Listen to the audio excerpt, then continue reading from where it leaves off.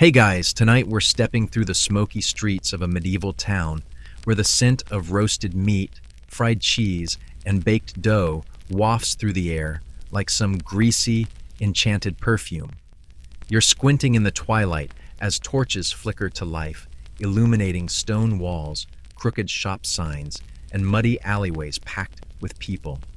Somewhere nearby, a lute player plucks out a tune no one's quite listening to, because the real star of the evening is the food. Sticky, sizzling, probably a little suspicious, and 100% irresistible. And let's be real, if you've got a weak stomach or delicate constitution, you probably won't survive this stroll through the medieval menu. So before you get comfortable, take a moment to like the video and subscribe, but only if you genuinely enjoy what I do here.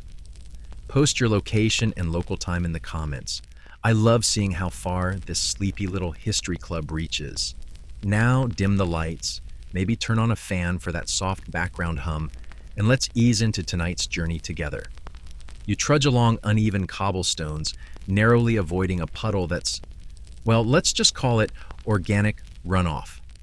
You're heading toward the sound of sizzling fat and crackling wood. The source? A street vendor shoving chunks of cheese into a bubbling pot of oil. He catches your eye and grins with a mouth missing exactly 3 teeth. "Try it hot," he says, jabbing a stick towards you.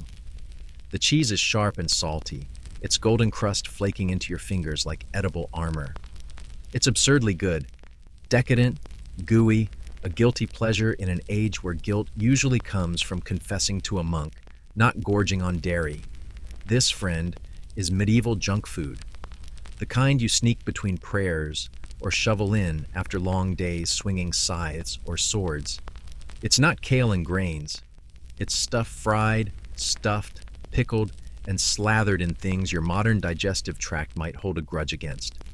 You lick your fingers as a stray dog eyes your crumbs like it understands everything about survival and none of the etiquette. You push deeper into the crowd. It's market night, which means food is everywhere, and decorum is optional. You spot a boy hawking sticky buns made with barley flour and glazed with honey so thick it clings to your teeth like a medieval retainer. A woman fries fritters in a portable cauldron, her apron dotted with grease spots that map her culinary campaign like a battlefield. And just down the lane, there's a tavern belching out smoke and laughter in equal parts. You duck inside. The air is warm, crowded, and rich with the smells of ale, sweat, and something undeniably fried. A man stirs a giant pan of what looks like pancake batter, mixed with chopped herbs, onions, and the vague promise of meat.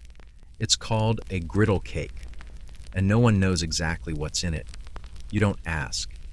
Historians still argue whether these types of dishes were common for everyday people or just for market feasts, but the popularity of portable pans and open-fire frying hints that people indulged more than the official records let on. Monks may have been scribbling scripture, but somewhere outside, someone was deep-frying cheese.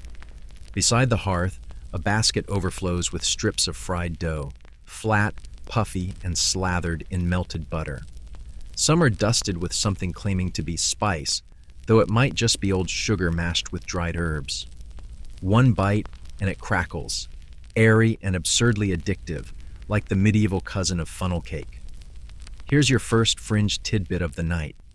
In some parts of Europe, especially in German towns, these fried treats were traditionally thrown from windows during festivals. Imagine Mardi Gras meets a food fight. If you were lucky or unlucky, you'd catch a sizzling fritter in your hands, or maybe your hair. A man next to you wipes his mouth on his sleeve and offers you a sip of his tankard. You accept, because what could possibly go wrong, and find yourself gulping something dark and rich, a small beer, low in alcohol, high in strange flavor. It's brewed not just to quench thirst, but to wash down bites of the absurd medley on your plate. And since water's usually questionable at best, beer was practically a life-saving beverage. Outside again, you pass a cart selling skewers of spiced meat. Or maybe it's meat. The vendor calls them mystery bites, and he's not joking. One piece tastes like lamb, the next like regret. Still, the warm spices, cloves, pepper, even a hit of cinnamon, surprise your modern palate. It's like meat met apple pie halfway through a medieval compromise. You overhear a couple arguing over which tavern has the best fried eel rolls. One swears by the place near the Guildhall. The other insists on the stall next to the pillory. Medieval Yelp is alive and well. A roasting spit manned by a boy, no older than 10. He's turning the crank with mechanical exhaustion while a goose turns slowly, skin blistering and crisping with each spin. The rich smell of fat mingles with smoke and the occasional whiff of what might be burning feathers. You watch a chunk fall into the fire, hiss, and vanish into the coals. The boy shrugs. Still better than last week. That one exploded. As the firelight flickers, casting long shadows across the greasy cobblestones, you begin to realize something. Medieval junk food isn't about convenience. It's about indulgence in a world that had so little of it.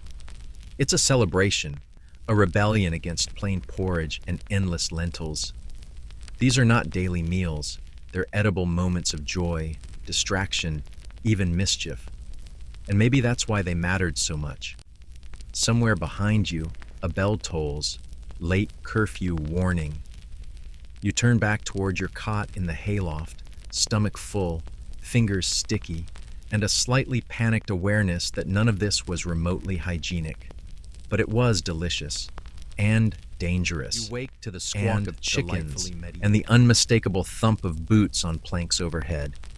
The smell of yesterday's fried cheese still lingers in your tunic, slightly less appetizing now that it's cooled into a pocket-shaped grease ghost. But you're hungry again, because of course you are. It's time to hunt breakfast, and in this era, that often means one thing: pies. Not the sweet, flaky kind with lattice crusts and a scoop of vanilla ice cream on top. No, this is medieval pie, the kind that sometimes contains meat, sometimes fish, and sometimes other things. The kind of pie that might fight back. You head to the bakery district, drawn by the clatter of wooden carts and the sing-song shouts of vendors advertising their wares. Hot pie, mystery pie, pie with teeth. You're not sure whether that last one is a joke. The first shop you pass has a window shelf stacked with hand-sized, golden brown pastries. Some are stuffed with pork and pepper, others with dried apples, and a suspiciously grainy sauce. You point to one that smells like sage and regret, and bite in. It's hot, peppery, and surprisingly tender until your teeth meet something harder than expected, a bone shard. You blink, chew slowly, and keep going.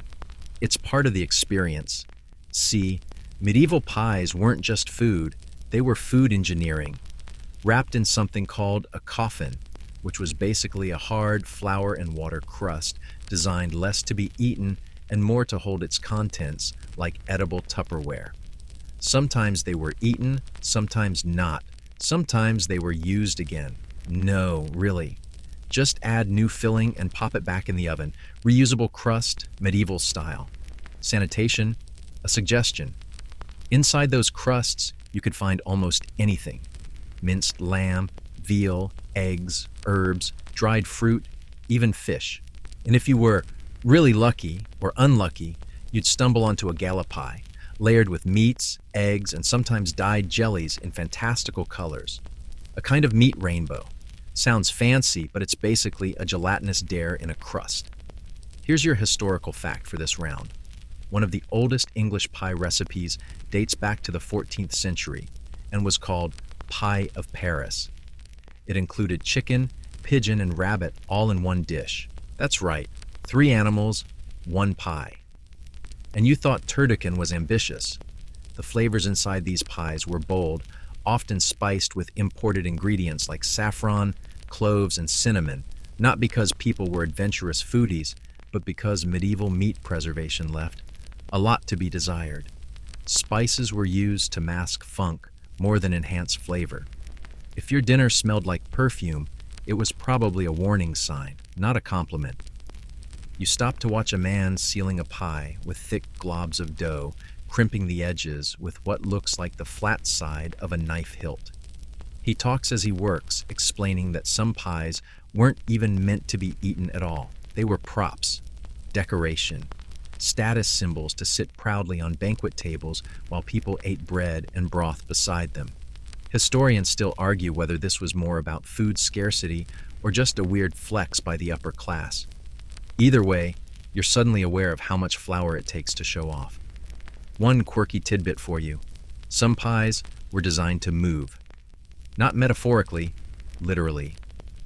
Noble feasts occasionally featured pies that, when cut open, released live birds, or frogs, or, in one delightful nightmare account, a dwarf playing a trumpet. That's right, surprise pie. Eat fast or be serenaded. As you lean on a beam outside the bakery, chewing on a much safer apple tartlet, a woman beside you whispers about humble pie. You've heard the phrase before, maybe from a teacher, maybe from your cousin when they beat you at Mario Kart, but here it's literal. Made from the umbels, liver, heart, kidneys, and other bits you don't usually find on a charcuterie board. It was food for the lower classes, the servants, the hungry, and the proud in equal measure. You think of how often we romanticize medieval food as rustic, simple, maybe even better than what we have now. But really it was pragmatic, resourceful, brutal. Waste was a luxury no one could afford, so everything went in the pie. If it could be chopped, seasoned, and hidden under crust, it was dinner. Someone hands you a handheld pastry stuffed with minced fish and leeks. It's earthy, aromatic, and surprisingly delicious. For a moment, you forget that fish wasn't always fresh, especially inland, where preserved cod or salted herring were the norm.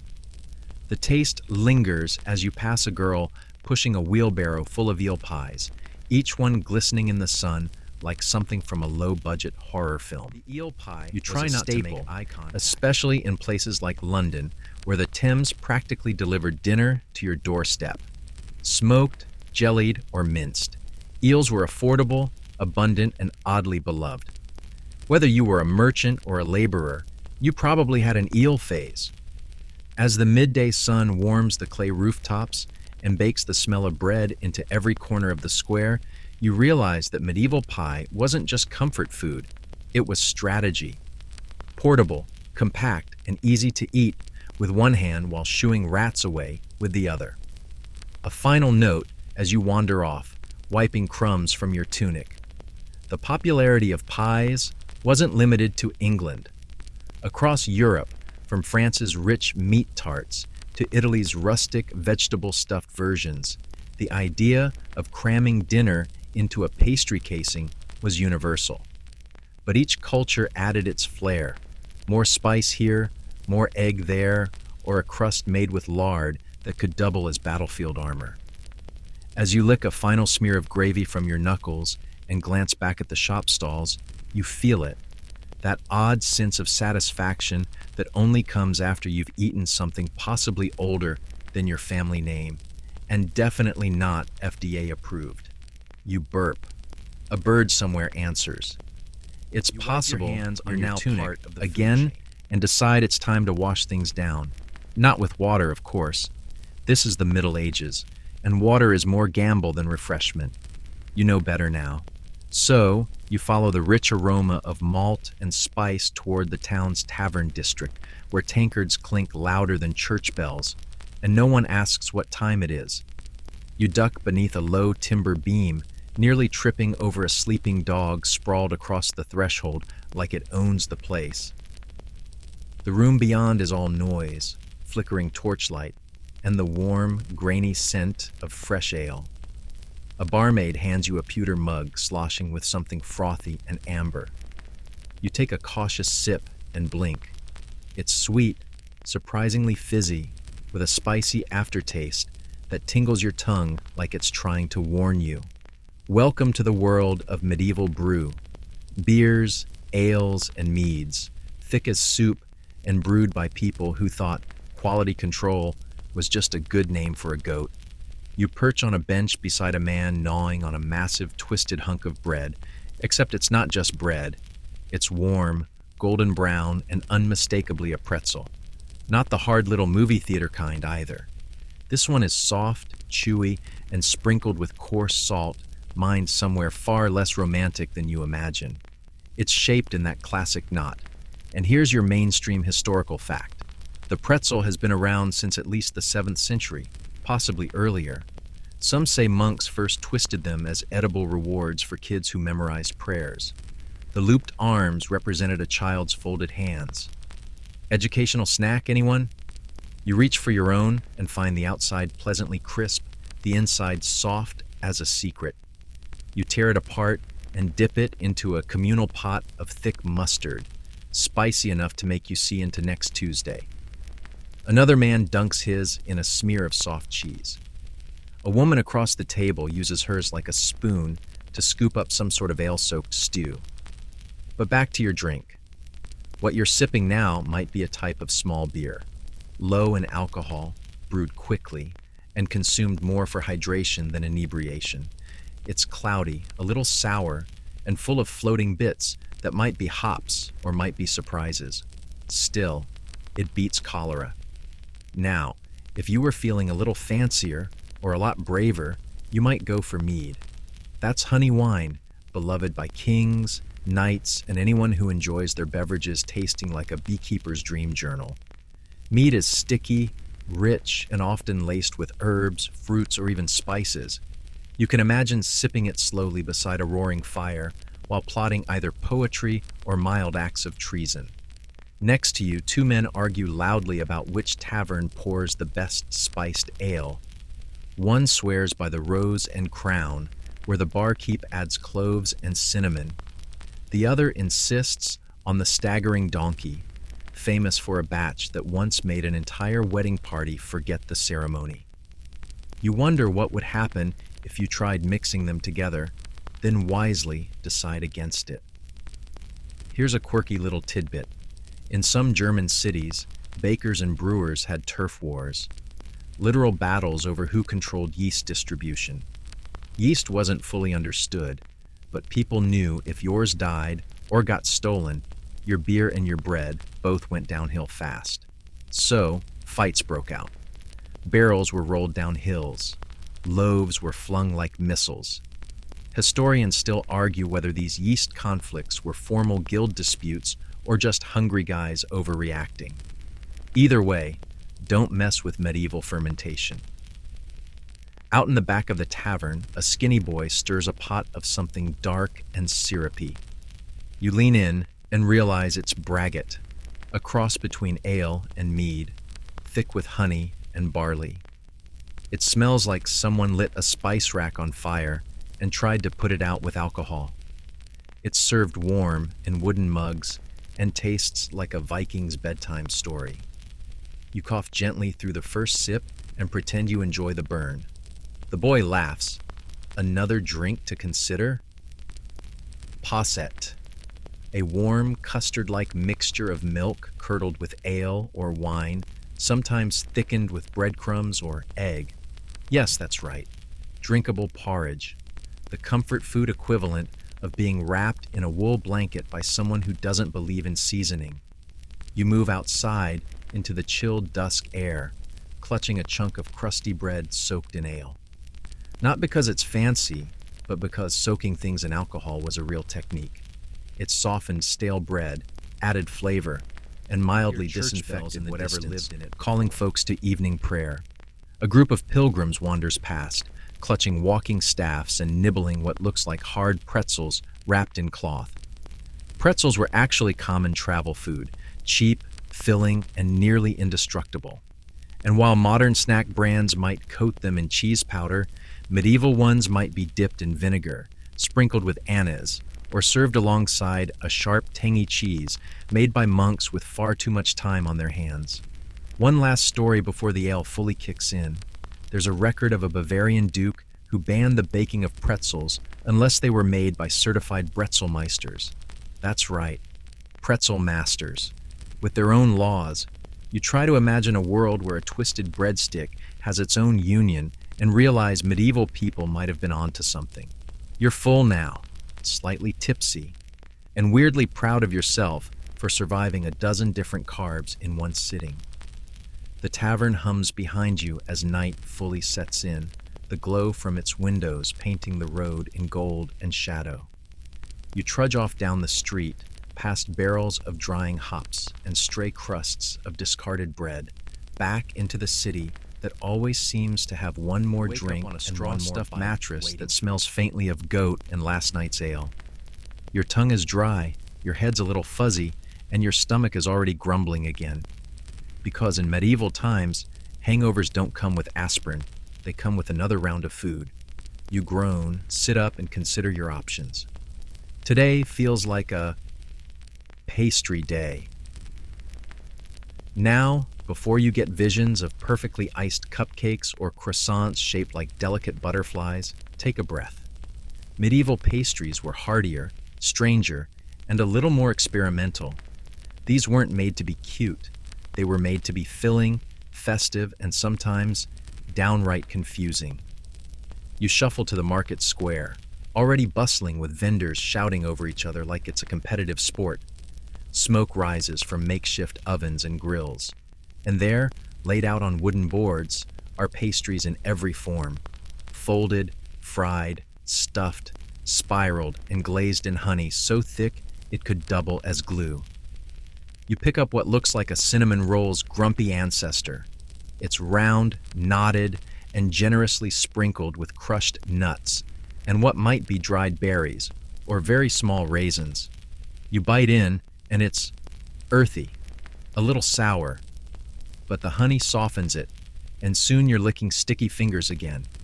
This is where things get interesting, because while meat pies ruled the savory world, pastries were where cooks played. Fruits, cheeses, nuts, herbs, anything that could be mashed into a filling or folded into dough was fair game. One popular treat? Darioles, little custard tarts made with milk, eggs, sugar, or sometimes honey, and a whisper of saffron, if your wallet could handle it. It's like flan met medieval minimalism. The top wobbled, the crust crumbled, and if you were lucky, it didn't taste like ash from the fire it was baked over. You pass a woman selling triangle-shaped pastries filled with soft cheese and herbs. Her hair's wrapped in a linen kerchief, and she offers you one without a word.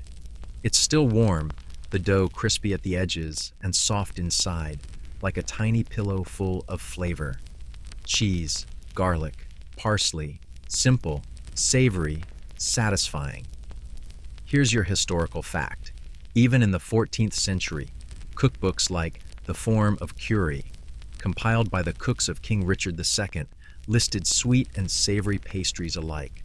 Some recipes read like spells. Take flour of pain de main and sugar and powder of ginger and make a fair paste. But there's it's like medieval baking ASMR. Because not all pastry was served with smiles. You overhear a merchant explaining a noble's feast where the pie crust was cut open to reveal mocked-up body parts. Boiled calves' feet, painted red to look like severed limbs. Delightful, right? Apparently, it was a hit at parties.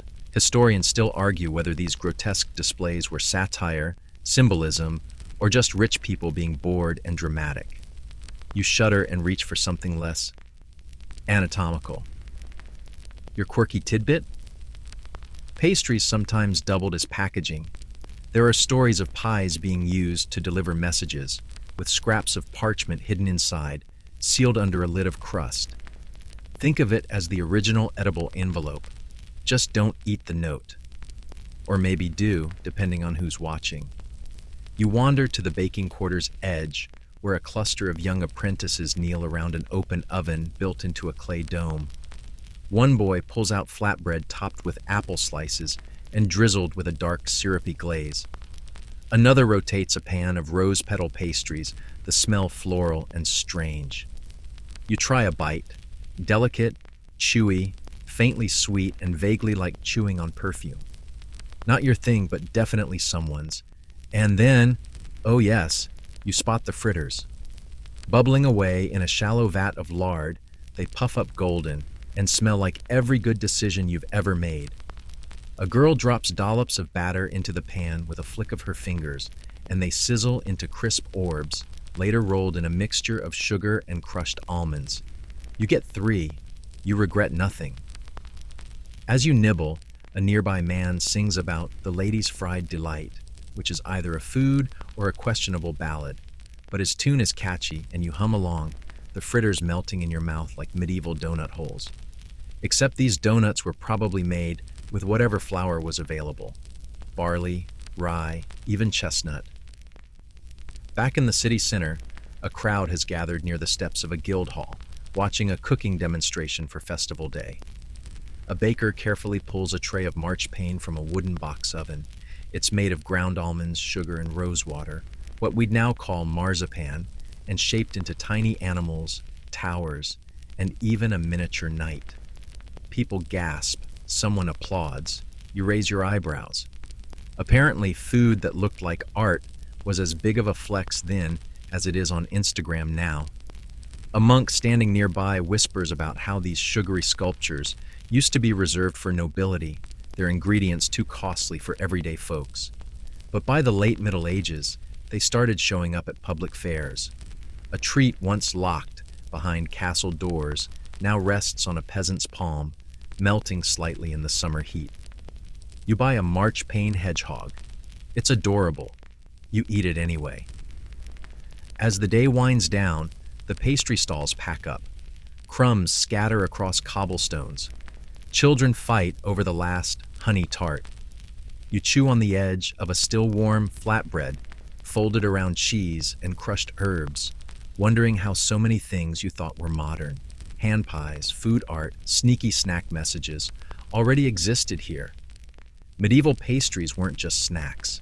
They were statements, symbols of celebration, class, and creativity in a time when every bite was a gamble and every indulgence a luxury.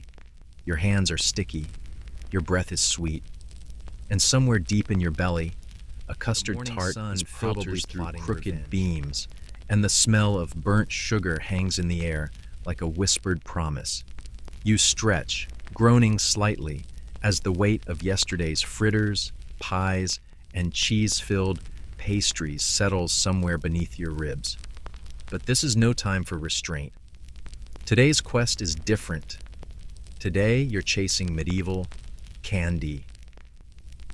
Yes, candy. You might not think the Middle Ages were full of sweets beyond honey and fruit, but oh, you'd be deliciously wrong. You wander into the apothecary district, where science and snack food often blurred. Early sweet makers, sometimes monks, sometimes medical men, began concocting sugar-based cures that slowly transformed into what we might call desserts. And in those tucked-away corners of monasteries and merchant stalls, a whole world of sugary marvels came to life. A stall nearby catches your eye, the table glinting with tiny shards and strange shapes. A boy is selling what looks like shards of colored glass on sticks. You squint. No, not glass. Sugar candy. Boiled down with fruit juice and stretched over little carved handles. Medieval lollipops, if you like.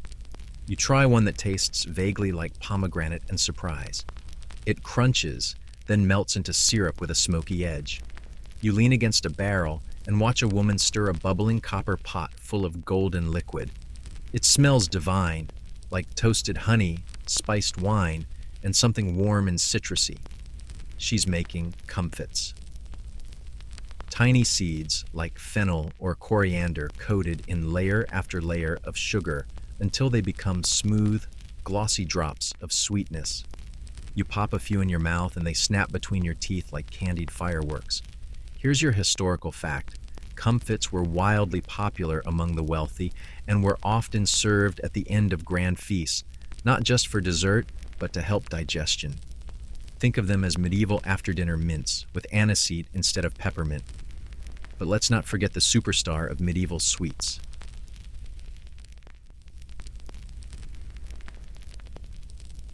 Honey, Before cane sugar was affordable, honey was the go-to sweetener for everything from stews to sauces to, yes, candies. And not just sticky drizzles on bread. You pass a booth where thin sheets of honey taffy are stretched over a wooden frame, twisted into spirals, and cooled into chewy ribbons. It's a medieval candy cane, minus the stripes. And now for a quirky twist, people didn't just eat sweets, they weaponized them socially. There are records of noble families using candy gifts as bribes, love tokens, even veiled insults. One countess supposedly sent her rival a box of comfits made with laxative herbs, sweet and sinister. Historians still argue whether this particular case was apocryphal or just incredibly passive-aggressive. You wander farther, drawn by a chalkboard sign with smudged writing. Suckettes and sugared nuts. 1 groat a bag. You hand over the coin and receive a small linen pouch filled with honey-roasted almonds dusted in cinnamon and something floral, maybe lavender. They crunch satisfyingly, the sweetness balanced by a whisper of salt and spice. You find a shaded bench and settle down, watching a pair of young boys chase each other with licorice root sticks clenched between their teeth like miniature swords. Licorice wasn't just for flavor, it was considered medicinal. Chewing the root soothed sore throats, and in a pinch, it doubled as a tooth cleaner. Tastes like molasses and earth, and it lingers on your tongue longer than you expect. Near the guild hall, a crowd gathers to watch a subtlety being unveiled. If you've never seen one, brace yourself. Subtleties were edible sculptures, usually made of sugar paste or marzipan, designed to stun banquet guests. A castle, a ship, a unicorn with fruit for hooves. This one? A life-sized goose wearing a crown and clutching a pear in its beak. It looks almost real, until someone slices into it and reveals layers of almond cake beneath. Subtleties were more than just desserts, they were political theater. They could tell stories, honor guests, or send coded messages through sugar. And let's be honest, there's no better way to say we're rich and dramatic than carving a dragon out of fondant in 1397. Another cart you pass has tiny jars of something golden and jiggling. The seller waves you over, holding up a spoonful of translucent jelly made from quince fruit. It's quince paste, known in some circles as membrillo, and in the Middle Ages, it was a delicacy that straddled the line between candy and preserve. Paired with hard cheese, it made a bold, sweet, savory snack. You try it. It's tart, sticky, and oddly elegant, like fruit conversation between two pilgrims arguing over the merits of sugared violets versus rose petal syrup. Flour-based sweets were a thing, particularly among the elite, who enjoyed syrups, jellies, and sugared petals as signs of refinement. It's dessert, sure, but also subtle bragging. My tongue tastes like a garden. What about yours? As you meander past a booth offering candied ginger cubes dipped in dark molasses, you think about how different medieval sweets are from today's candy aisle explosion. No plastic wrappers, no neon gummies, or sour foam. Everything here is simpler, often handmade, and yet oddly sophisticated. No Skittles, but plenty of spice. You pocket a chunk of crystallized ginger and glance up just in time to avoid a sugar-battered apple rolling toward your foot. Medieval candy apples weren't just fairground fare. They were often served with nuts, herbs, or even savory glazes. One recipe involved coating apples in a thin layer of wine-thickened honey and sprinkling them with black pepper. Sweet, with a kick in the teeth. Finally, you pass a small tent where a quiet woman sells syrups and cordials, sweet, drinkable concoctions made from herbs, fruits, and flower essences. You sip one made from violets and lemon balm, and suddenly, it's like someone whispered calm directly into your bloodstream. As twilight creeps over the rooftops, you realize candy in the Middle Ages wasn't just about indulgence. It was layered with meaning, medicinal, magical, ceremonial.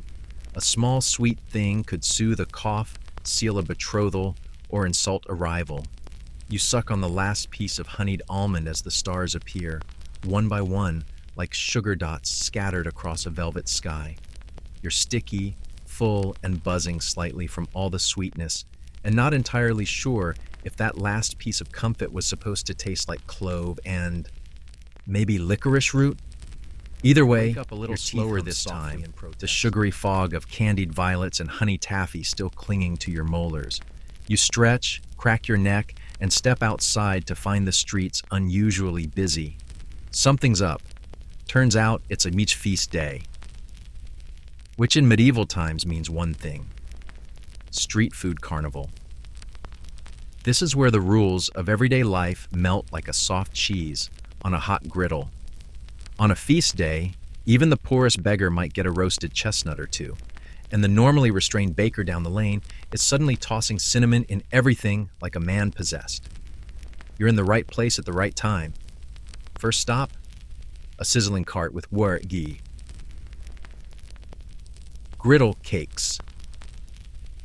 The size of your head, steaming and crackling in lard. These are nothing like modern pancakes. They're thicker, denser, a little tangy from the barley flour, and infused with chopped apples, a splash of ale, and something spicy, maybe nutmeg or mace. You hold the warm cake with both hands and take a bite. It's chewy, sweet-sour, and flecked with crispy bits from the iron plate. You immediately want 5 more. A boy in a ragged tunic runs past, waving a stick with something charred and greasy skewered on the end. You follow your nose to a brazier where a wiry woman is flipping meat skewers that sizzle with dripping fat and wood smoke. She sprinkles them with salt and a pinch of ground herbs. Maybe marjoram, maybe thyme. You get one, lamb, probably, and it's simple, juicy, and primal. No sauce, just fire and meat. Your inner caveman hums approvingly. Here's your historical fact. Feast days were regulated by the church, and there were more than 100 holy days. In a year, when fasting rules were relaxed and celebrations meant meat, sweets, and often food in the streets. For many, these were the only days food could feel luxurious. Near the church steps, a cluster of nuns are handing out wafers. Thin, crisp discs stamped with religious images.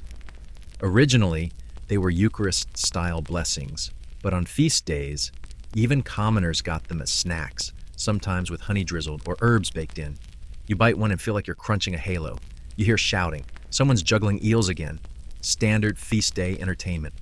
A circle has gathered around a man roasting wine. Stuffed onions. Yes, onions. He scoops out the centers, fills them with breadcrumbs, cheese, and chopped ham, then roasts them directly in the embers. You try one. It's smoky, tender, and borderline addictive. Medieval twice-baked potato, but with more breath-related consequences. Then there's the drinks. Big barrels of posset, a warm, milky drink curdled with ale or wine and spiced with cinnamon and cloves. It's thick, rich, and oddly comforting, like a medieval milkshake designed to knock you out and soothe your soul simultaneously. You sip slowly, watching people dance to a trio of lutes and hand drums. A strange, sludgy gray pot catches your attention. You raise a brow. "Gooseberry pottage," says the cook, grinning. It's tart, thickened with grains and maybe a bit of pork fat, and eaten like a porridge.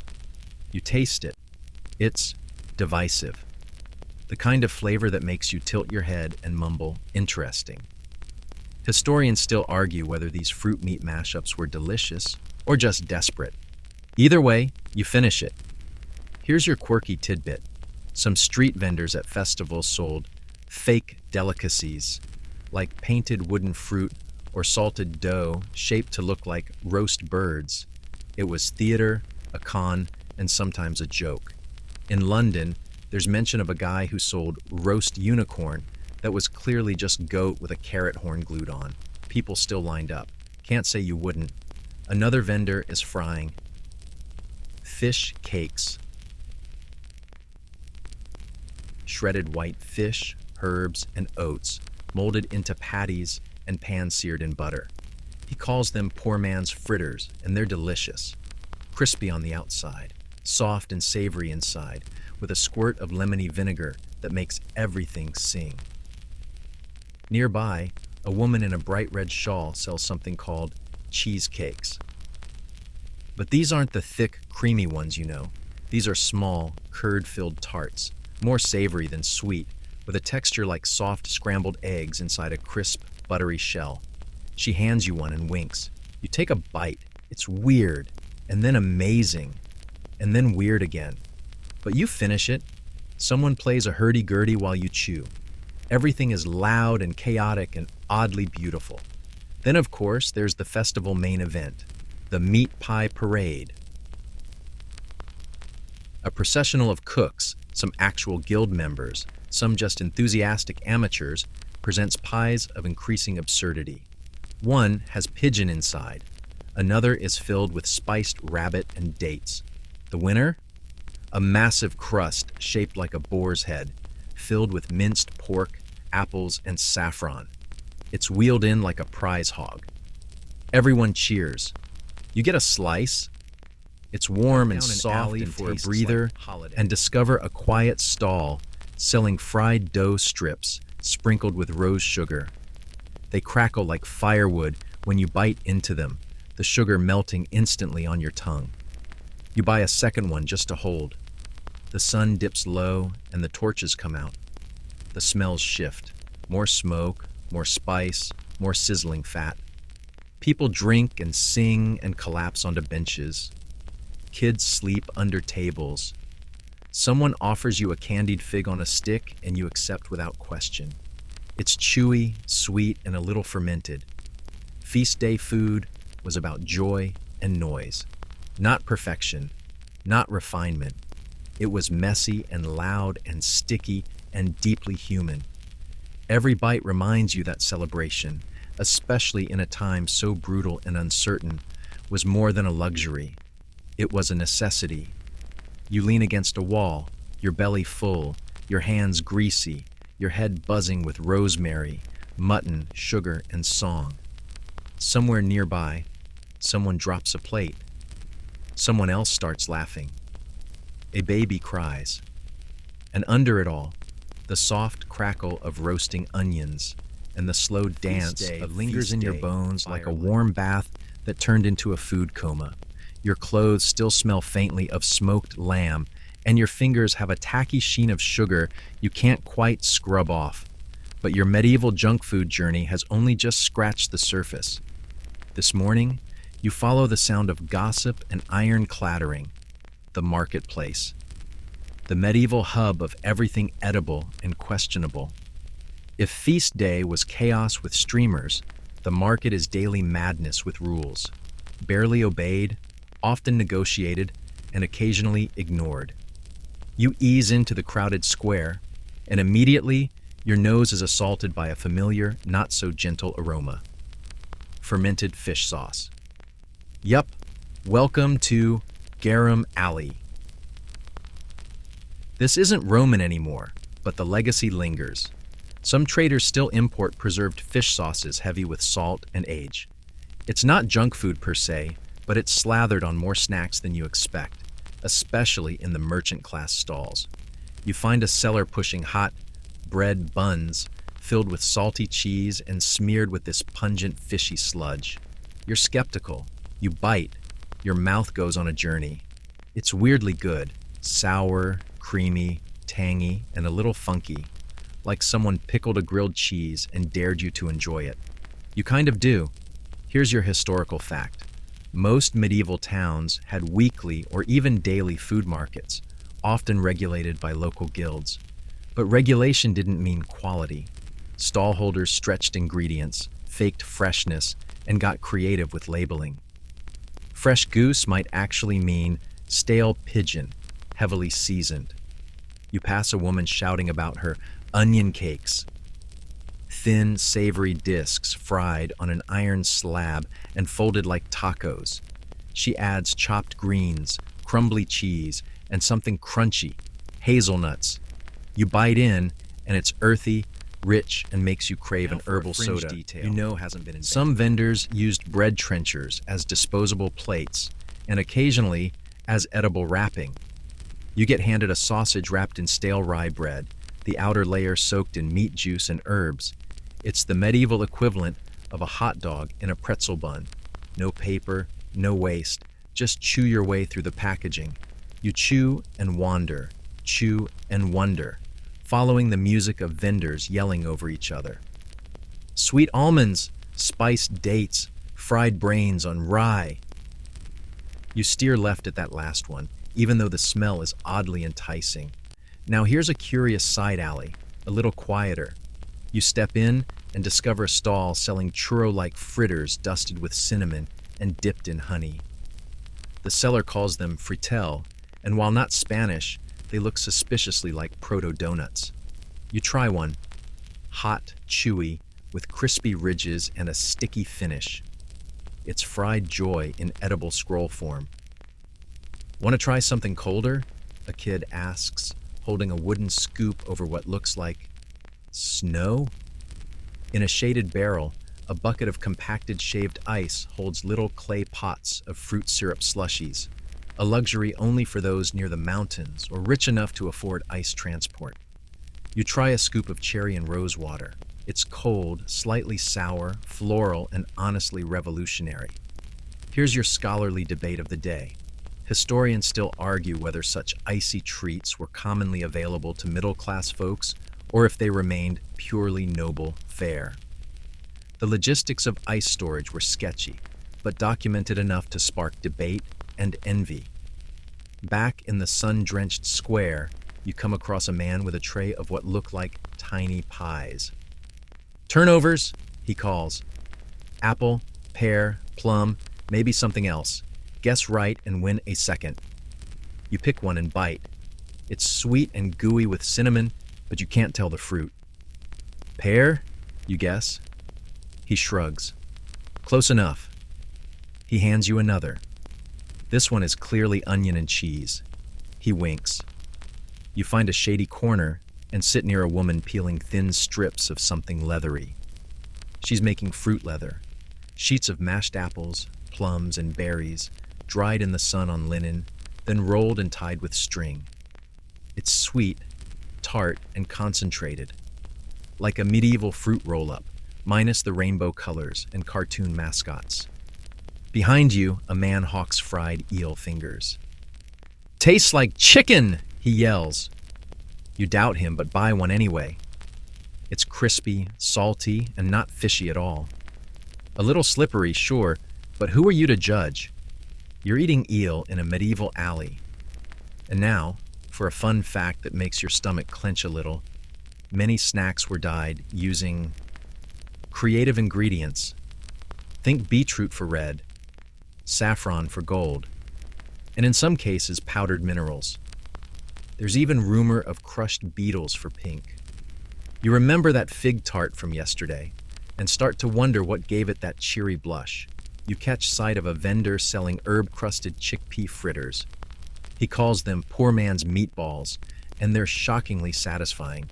Crispy on the outside, soft and nutty inside, with notes of parsley, garlic, and mint. You pop 3 before you realize he's charging by the piece. Classic. Then there's the penny snack crowd, kids chasing after men with baskets of tiny, one-bite treats, honeyed nuts, sugared seeds, dried figs stuffed with spice paste. It's a sugar-fueled stampede. You manage to grab a date ball rolled in crushed almonds and cinnamon. It's sweet, soft, and sticky. You immediately want 5 more.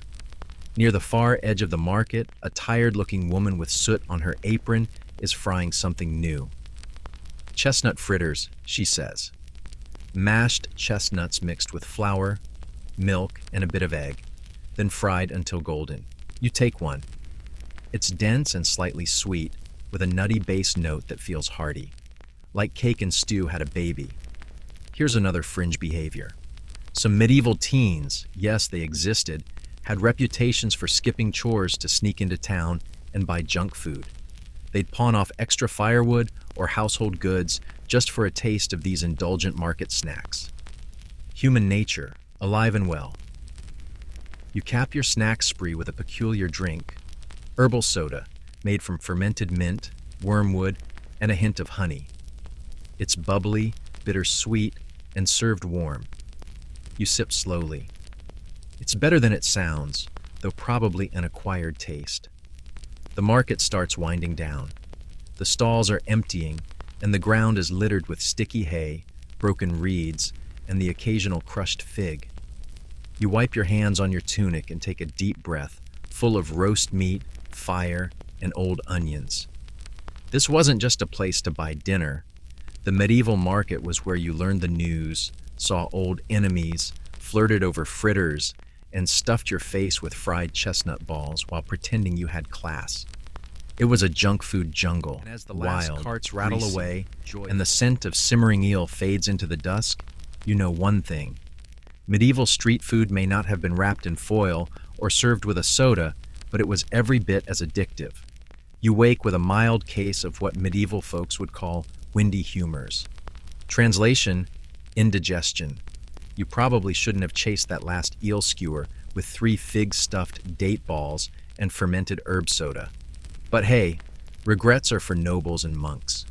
Today's path leads away from the raucous marketplace and toward the monastery kitchens. You slip past the gatehouse, nod politely at a sleepy friar, and find yourself following the scent of warm bread, simmering herbs, and something sweet that makes your teeth ache just from the smell. Monasteries weren't just spiritual sanctuaries, they were culinary sanctuaries too. These guys could cook with access to farmland, herbs, spices from church trade routes, and fewer mouths to feed than a bustling town. Monks had the time, space, and inclination to turn their food into something memorable, and sometimes indulgent. You catch a glimpse of a novice monk balancing a tray of apple fritters, the batter still sizzling around their golden edges. You're told they're dipped in ale batter and fried in goose fat. You take one and it crunches as you bite in, juice from the apple running down your chin. Sweet, savory, crisp, basically a holy experience. Here's your historical fact. Monastic communities were legally required to feed the poor, travelers, and pilgrims. That meant they often had to create meals that were filling, affordable, and yes, tasty. These institutions unintentionally became culinary test labs, experimenting with preservation, baking, and ingredient combinations. At the cloister's edge, you meet a monk stirring a pot of something that smells like cinnamon, cloves, and joy. He offers you a spoonful of spiced rice pudding, thickened with almond milk and sweetened with imported sugar. You blink. This is not peasant food. The texture is creamy, the flavor warm and complex. You go in for another spoon before remembering your manners. Not everything's so refined, the monk chuckles. He gestures to a line of sun-dried crackers. Hard tack, dusted with what he claims is fennel sugar. For the road, he explains. You try one. It's like chewing cinnamon-flavored bricks. Functional, not fabulous. Still, points for effort. A bell rings, signaling the midday meal. You're shuffled toward a long refectory table where platters of honey-glazed carrots, sour cherry tarts, and cheese custards are being placed for the monk's lunch. You sneak a tart. The crust is dense and buttery, the filling sharp and tangy. It's a surprisingly complex bite, clearly the work of someone who knows their pastry. Then someone brings out a tray of almond milk jellies. Translucent, delicate, and cut into star shapes. They wobble gently as you pick one up. The taste? Mild, nutty, slightly sweet, and so fragile it dissolves before your tongue even engages. This is where medieval junk food starts looking fancy. And now your quirky tidbit. Some monks made mock meats. During fasting seasons, concoctions of nuts, breadcrumbs, and spices molded into fish or fowl shapes. There's a record of a Lent dinner that featured roast swan made entirely of almonds, bread, and beets. You spot a platter nearby. Yep, bread swan. It even has raisins for eyes. You head toward the bakehouse where two lay brothers are kneading dough with herbs and dried fruit. Spice bread, one says. Best thing we make. He's not wrong. You taste a slice. It's like fruitcake got a medieval makeover. Dense, dark, with currants, pepper, and a touch of ginger. Not too sweet, just spiced. Out back in a little herb garden, an elderly monk lets you taste something else. Candied angelica root. Sliced thin and rolled in sugar. It's floral, herbal, and a bit medicinal, like if celery got a candy contract. You pretend to like it more than you do, but he seems happy with your smile. Then there's the real treat. Spiced wine syrup. Reduced until it's thick and glossy. Poured over poached pears. You get a bowl. It's warm, rich, and deeply flavored. Notes of clove, citrus, and something sharp. The monk whispers, "We sneak in vinegar sometimes." Clever. Now here's the scholarly debate. Historians still argue whether monastic kitchens were genuinely austere or secretly indulgent. While many texts list simple diets, surviving records and illustrations hint at a world of richly flavored, spiced, and sweetened dishes served in moderation. Or maybe not. You spot another novice rolling hadugori, sugar-coated fennel seeds. Medicinal and snack-worthy, they pass you a handful. Crunchy, sweet, with a burst of licorice.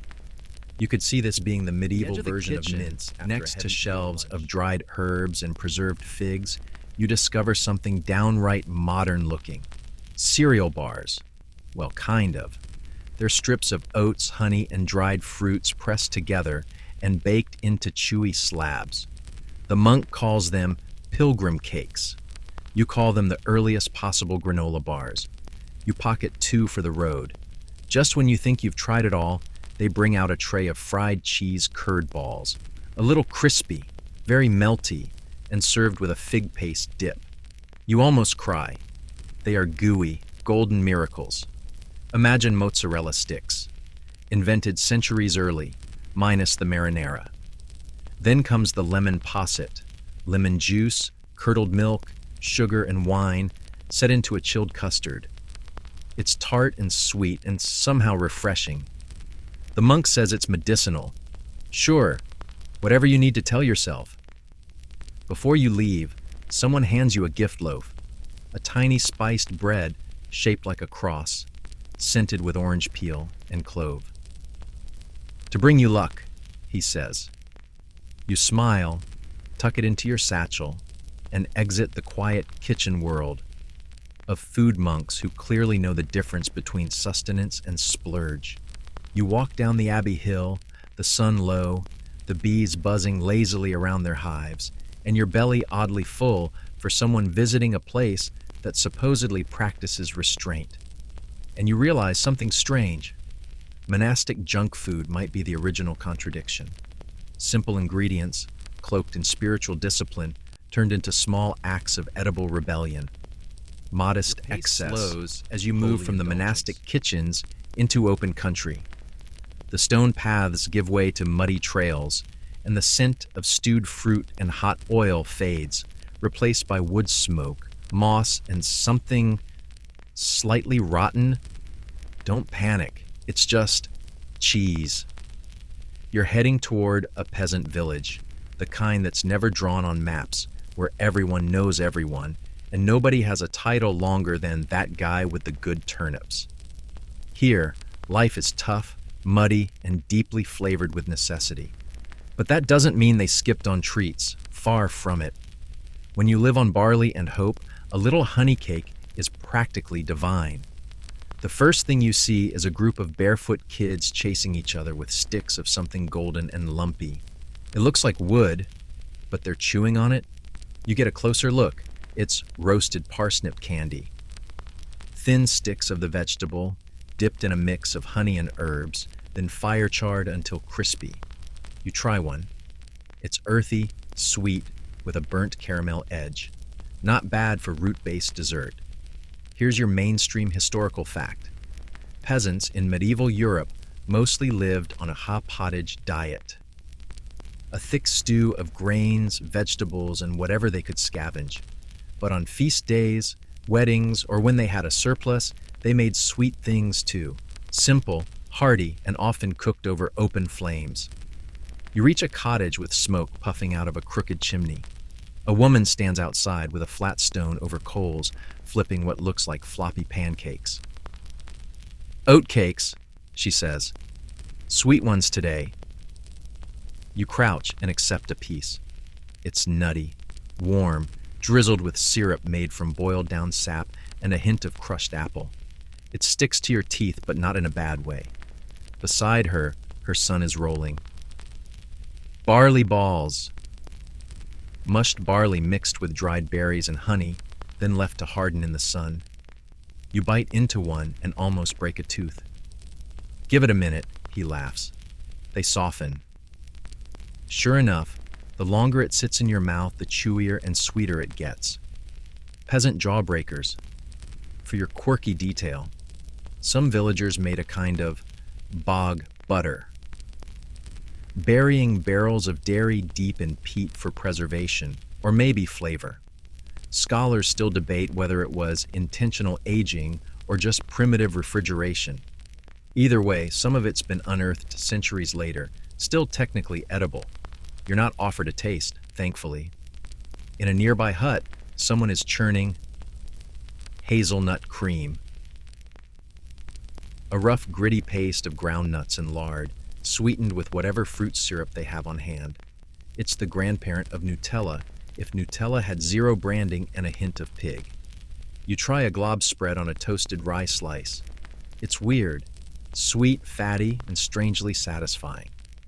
You're not sure if it's a snack or an accident, but you're into it. Now here's a scholarly debate. Historians still argue whether peasants had regular access to sugar or if honey remained the dominant sweetener. While sugar was expensive and often monopolized by the rich, some accounts suggest small amounts trickled into villages via trade, smuggling, or clever beekeeping monks. Speaking of bees, you pass a makeshift apiary. Just logs and straw baskets housing humming swarms. A boy pulls a sliver of honeycomb and hands it to you, wax and all. The honey is deep amber and tastes like wildflowers, smoke, and a bit of dirt. That's not an insult, it's nature's seasoning. Further down the trail, a woman offers turnip crisps, thin slices dried over the hearth and sprinkled with salted ash. Yes, you heard right. Ash salt. Don't flinch, it's a thing. They make it from burnt herbs and salty marsh reeds, and it gives the crisps a smoky, tangy zing. You finish the whole handful before you know it. Here comes a fringe find. Hedge candy. Kids collect wild rose hips, hawthorn berries, and sorrel, mash them with honey or beer dregs, then roll the mess into little balls and dry them. It's sour, sticky, and full of seeds. Technically a treat, definitely a choking hazard. A dog barks. Someone's roasting something on a spit. You look closer. It's apples, stuffed with oats and raisins, then rubbed with pig fat and dusted in dried mint. That's right, fat-rubbed fruit. You take one and bite. It's soft, warm, and oddly meaty. The oat stuffing sticks to your teeth. You want another immediately. For drinks, there's not much, just mead, diluted with water or herb infusions. You're handed a lukewarm mug of dandelion and nettle tea sweetened with licorice root. It's bittersweet, grassy, and makes your tongue tingle. You pass a smokehouse where a young girl is selling slices of something chewy and dark. "Meat toffee," she giggles. Turns out it's jerky, coated in honey and spices, then left to caramelize near the fire. It shouldn't work, but it does. It's beefy candy, You raise an eyebrow, and she Inside shrugs. one Hut, you find make someone pressing wild berry cakes into flat patties, dried sloe, elderberry, and crabapple mashed with rye flour and dried over coals. The flavor is tart and deep, like nature's answer to energy bars. You pocket a few. You're nearly full when a group of boys runs past, each holding a clay pot of boiled sap, slurping it like sticky soup. They offer you a swig. It's like drinking maple syrup after a forest bath.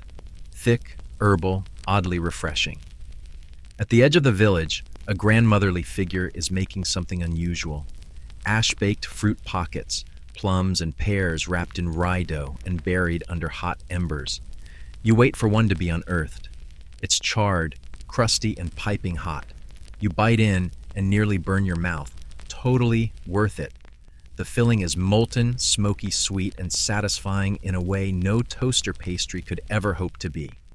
Before you leave, someone insists you try their blessing biscuits, dense rounds baked with barley, hazelnut, and whatever sweet scrap they could scavenge, pressed with a thumbprint and whispered over for luck.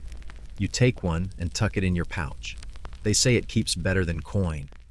As you walk on, you reflect on the creativity born of scarcity. Here, junk food isn't bought. It's bartered, foraged, or built from stubborn joy. Every treat is survival with a smile. These aren't luxuries, they're declarations. We're still here, sinks lower, and we still like journey snacks. Winds toward the outskirts of a bustling port town. The air grows salty, thick with the scent of fish, sweat, and, surprisingly, something sugary. Welcome to the medieval street food scene, where sailors, merchants, and locals all chase one thing: flavor, fast. This is not the dainty world of monastic cheese custards or peasant parsnip pops.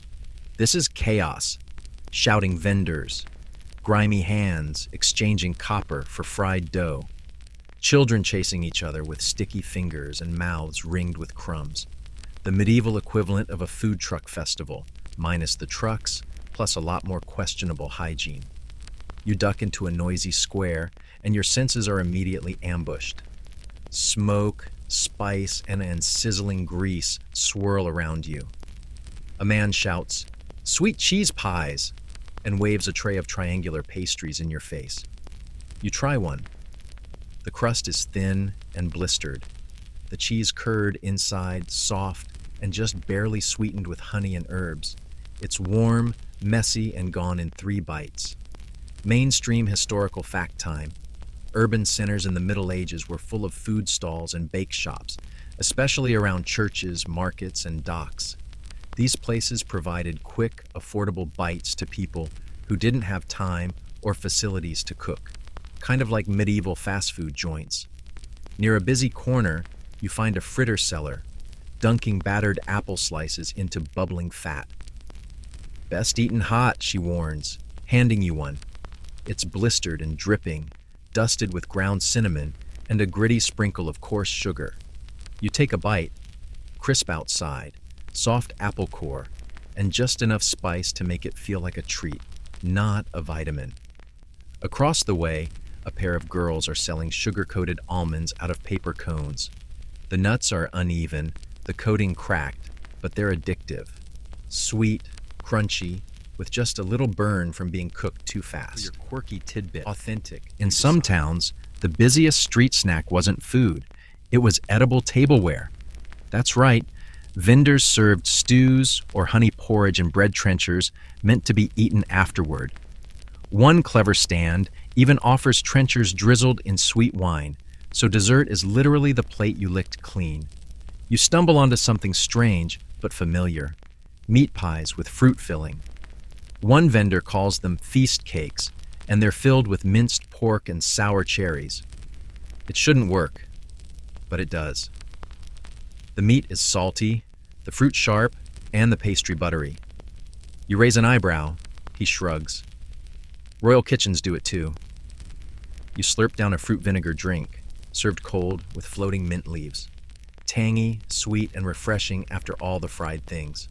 Then someone hands you a pastry horn filled with soft cheese and bits of candied ginger. It cracks as you bite in, then melts. You're sticky again, and you don't care. Scholars still argue whether medieval street vendors maintained health standards or just lucked out with strong stomachs. While there were occasional regulations, no selling bad fish, no foul-smelling pies. Enforcement was loose. It was a buyer beware buffet. You're pretty sure your last fritter had a feather in it. You're also pretty sure you'll get another. You spot a stall stacked high with poppy seed cakes, dense squares packed with seeds, honey, and vinegar. They stick to your teeth and give you that satisfying, grainy chew. You pocket a few for later, wrapped in a scrap of parchment bearing a smudge of someone else's lunch. Then there's the gingerbread wall. It's not made of cookies, but big sheets of spiced, boiled honey cake cut into slabs and stamped with images of lions, crosses, or saints. It's less like dessert and more like edible art that also happens to taste like molasses and medieval perfume. A boy tries to sell you sack sugar balls, boiled sugar with bits of dried fig inside, wrapped in cloth. The candy is rough, uneven, and dangerously sharp-edged. You cut your tongue a little, and he laughs. "Means it's working!" You pause near a woman fanning a fire beneath a bubbling pan of clotted cream custard, spooning it into tiny bowls and dusting them with rose water and nutmeg. You try one.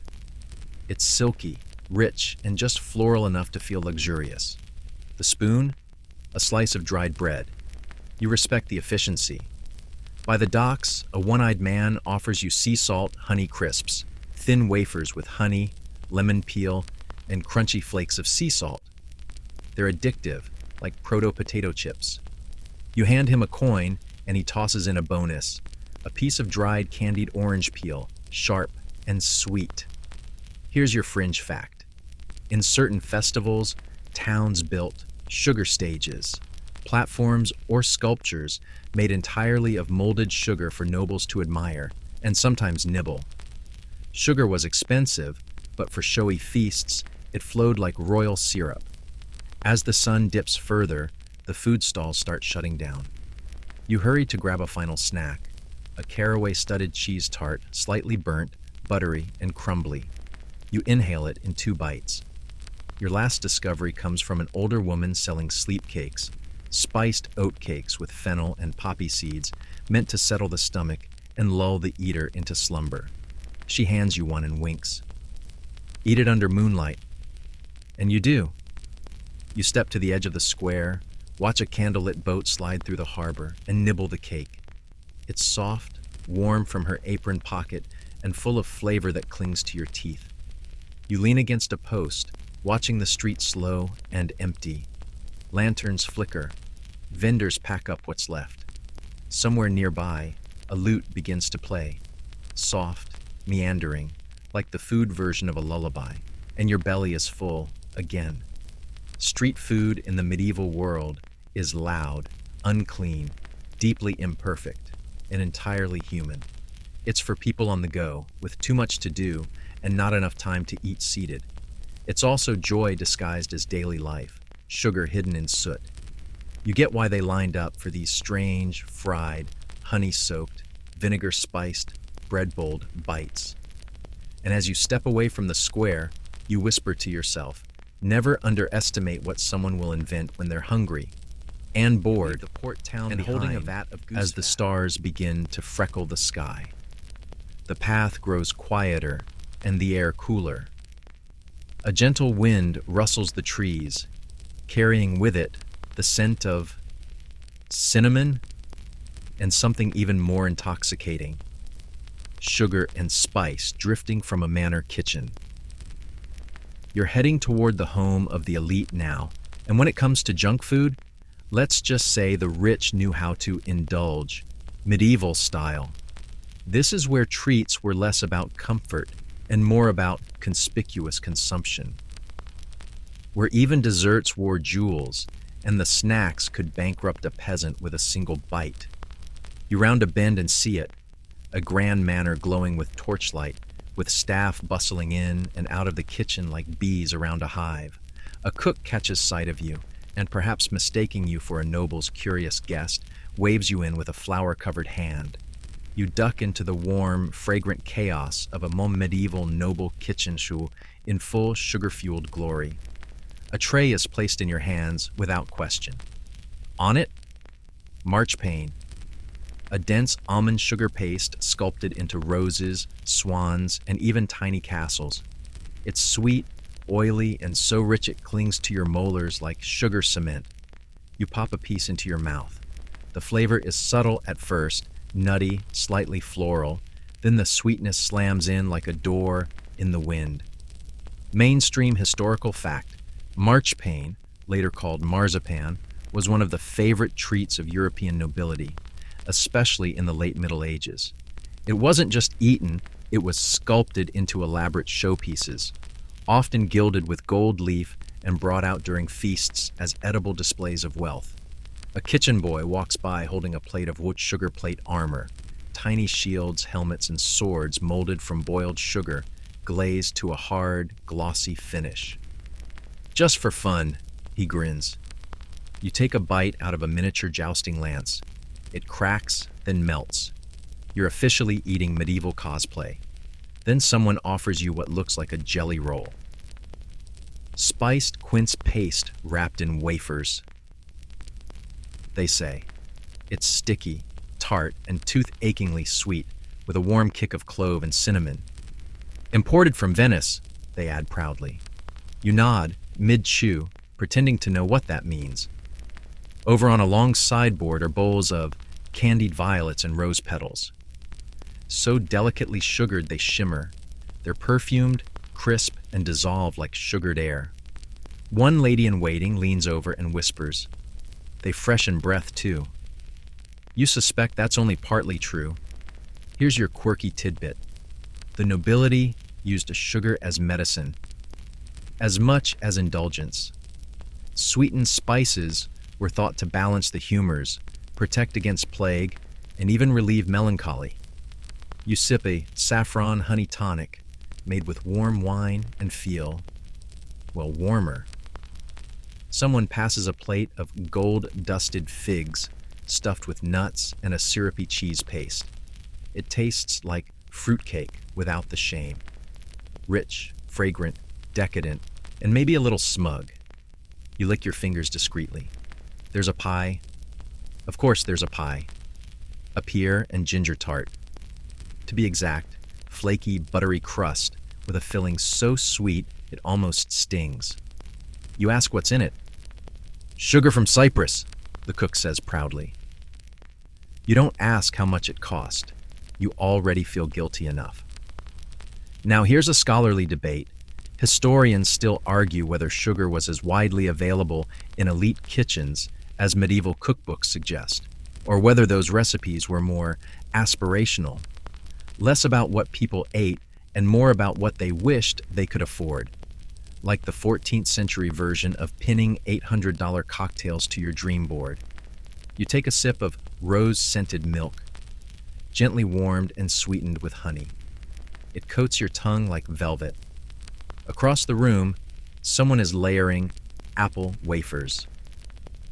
Thin, dried slices stacked with cheese and drizzled with wine syrup. It's like medieval tapas, if tapas were served with ceremonial daggers. The chef shows off his spice chest. A wooden box filled with saffron, cloves, cinnamon, nutmeg, and something called grains of paradise. He winks. We put it in everything, even fruit soup. You try a spoonful of that soup. It's hot, sweet, and weirdly peppery. You kind of love it. For your fringe treat, a sugar quill, meant to mimic writing tools. It's literally a feather-shaped candy, sometimes flavored with fennel or anise. Meant for noble children, it doubles as a toy and a dental hazard. You spot a plate of horse syrup-soaked walnuts, hosiki, stacked like treasure. The syrup has wine, sugar, rosewater, and something spicy you can't quite place. You eat one, then 4 more. Someone notices. They help digestion, they say, like that excuses your gluttony.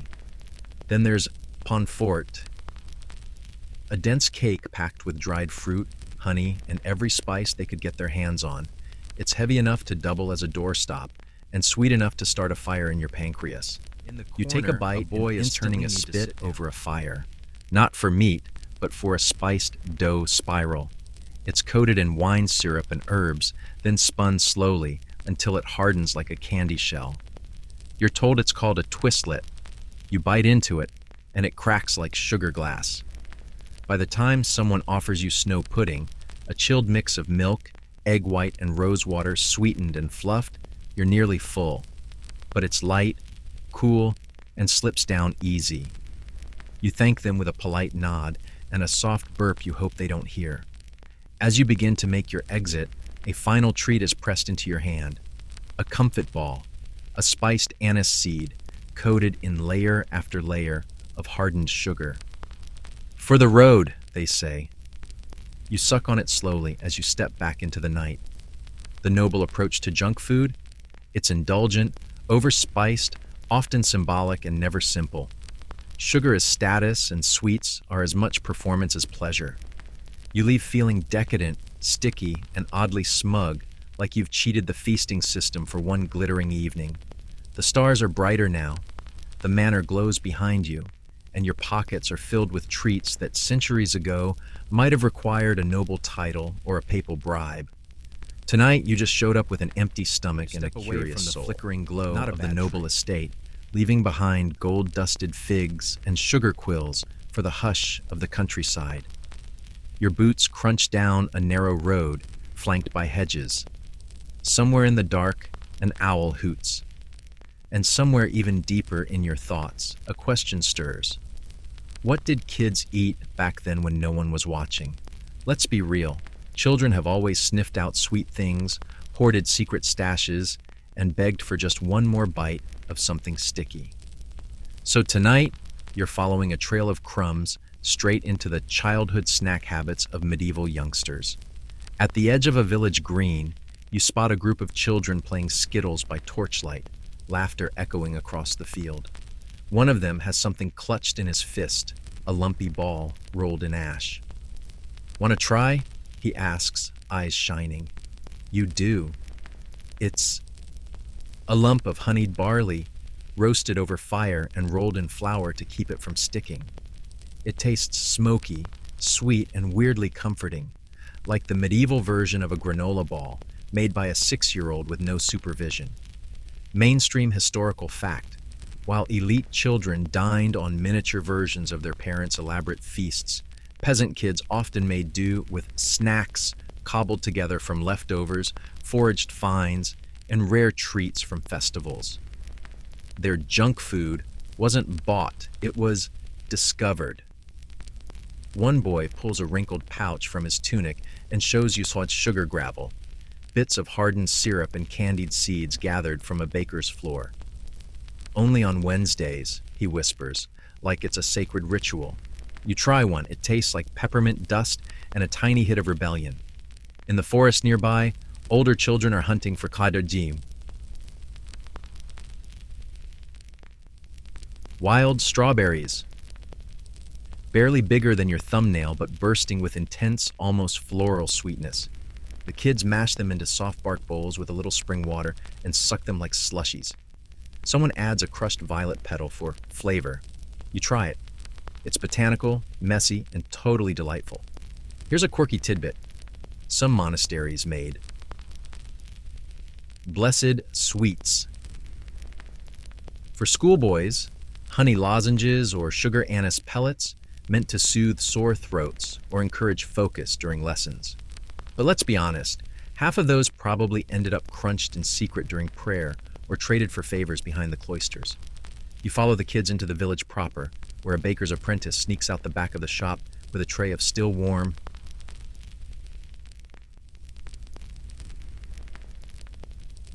scald buns. Small, yeasty lumps dipped briefly in hot water, then baked fast. These are the rejects, too burnt, too flat, too weirdly shaped. But for the kids, they're treasure, especially the ones drizzled with the last dregs of the cinnamon sugar scrap bucket. You take one. It's crusty, chewy, and vaguely sweet, like a bagel trying to be a donut. A girl dips hers in a mug of warm beer. You raise an eyebrow. Helps me sleep, she says, as if she's 50. Scholars still argue whether children's access to treats was regulated or entirely chaotic, especially in urban centers. Some towns banned the sale of sweets near schools. Others practically encouraged it, especially around Saints' Days, where kids could gorge on sweetbreads, candied almonds, and holy wafers dipped in syrup. A group of younger children sit cross-legged by the church wall, carefully threading dried fruit beads onto bits of string, apple slices, sour plums, little raisins coated in honey. The necklaces are both snack and fashion. One kid bites his in half to make a point. You admire the efficiency. One boy shows off his stash of birch syrup candies, a sticky goop poured onto cold stone until it hardens into wobbly, see-through discs. He lets you taste one.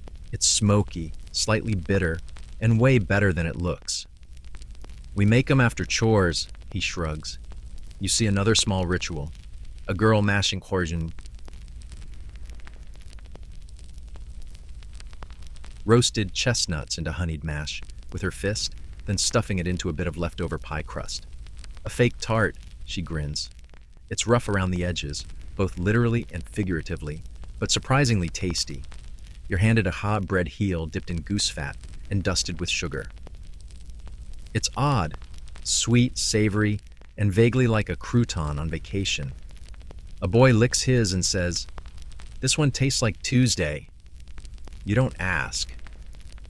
Over by the well, two boys are daring each other to eat fermented apples. Leftover windfalls gone mushy and fizzy. They giggle like it's a crime. One hands you a bite.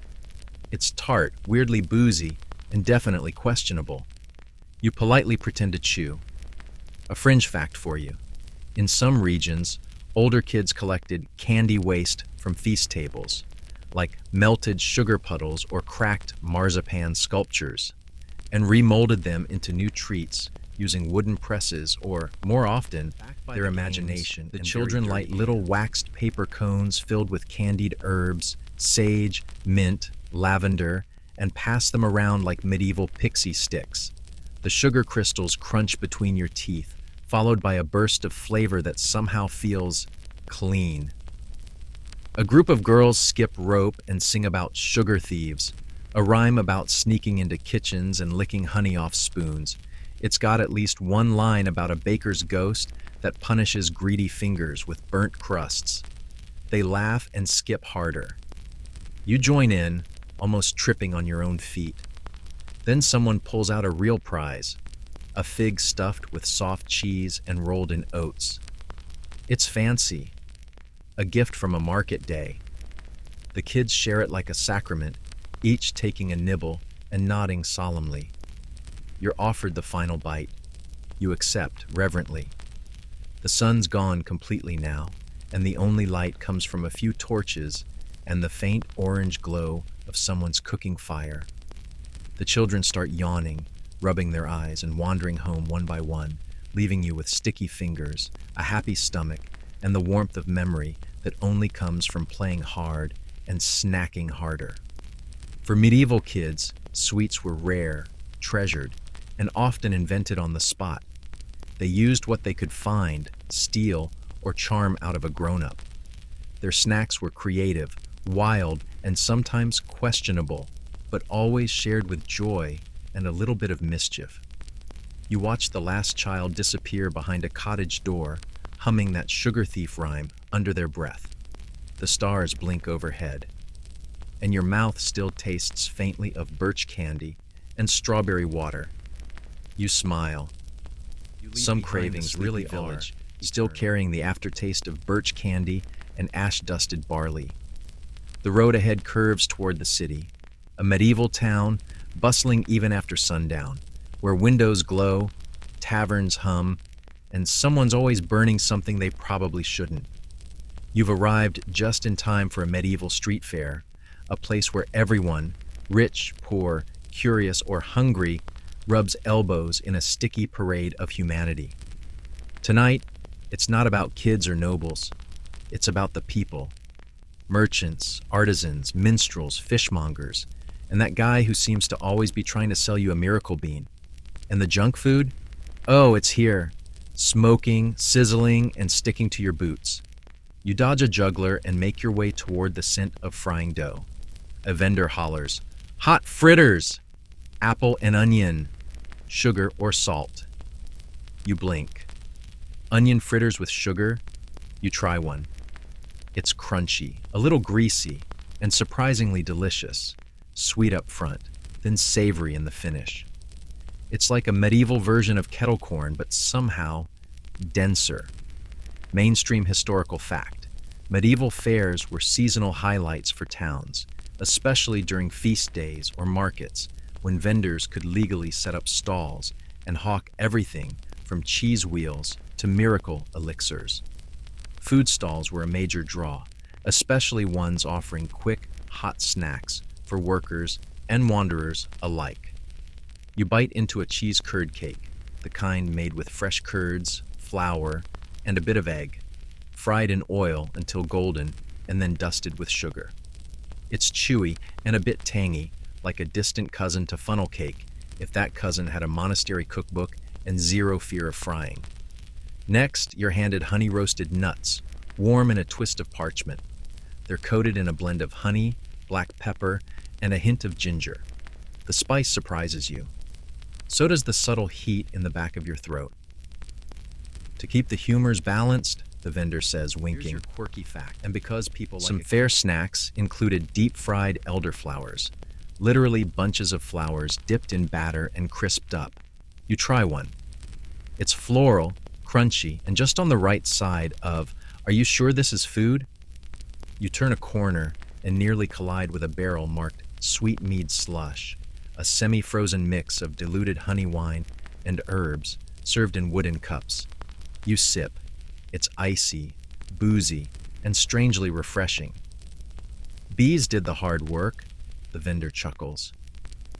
Street minstrels play a lute and flute duet nearby, and you spot a boy hawking date rolls, sticky logs of mashed dates, dried figs, and crushed nuts, rolled in flour to keep from sticking to your fingers. You buy one. It's intensely sweet, dense, and vaguely weaponizable. Scholars still debate how much medieval fair food was truly casual and how much was leftover feast fare reworked for the masses. Some argue that dishes like fritters and roast pies began as high-table rejects, reinvented on the street when nobody was looking. A man walks by with a spiced cider jelly cube on a stick, wobbling slightly with each step. You ask where he got it. "Down by the tanner's," he says, pointing with his jelly. You follow naturally. It's sticky, tart, and tastes of cloves and something faintly medicinal, possibly nostalgia, possibly regret. Next up, sops, which sound fancy, but are just chunks of stale bread soaked in spiced milk or wine, then grilled or fried and sold for pennies. You try one from a cheerful woman in a blue apron. It's crispy on the outside, custardy in the middle. She sprinkles sugar on top and says, "Best with a drizzle of ale." You believe her. A fringe snack appears. Cabbage cakes sweetened with syrup and pan-fried into little green discs. "For the vegetarians," someone jokes. It's earthy and sweet with the faint bitterness of cabbage dancing under the honey. You're not sure if you like it. You eat the whole thing anyway. The air grows thick with spice and fire. Someone is roasting sugared pears over an open flame, basting them with wine and herbs. You try one. It's warm, syrupy, and nearly collapses under your fingers.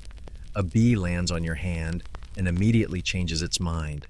Children dart between stalls, carrying cinnamon biscuits, thin, crackly wafers flavored with spice and sweetened with molasses. One drops his, and a dog scoops it up in an instant.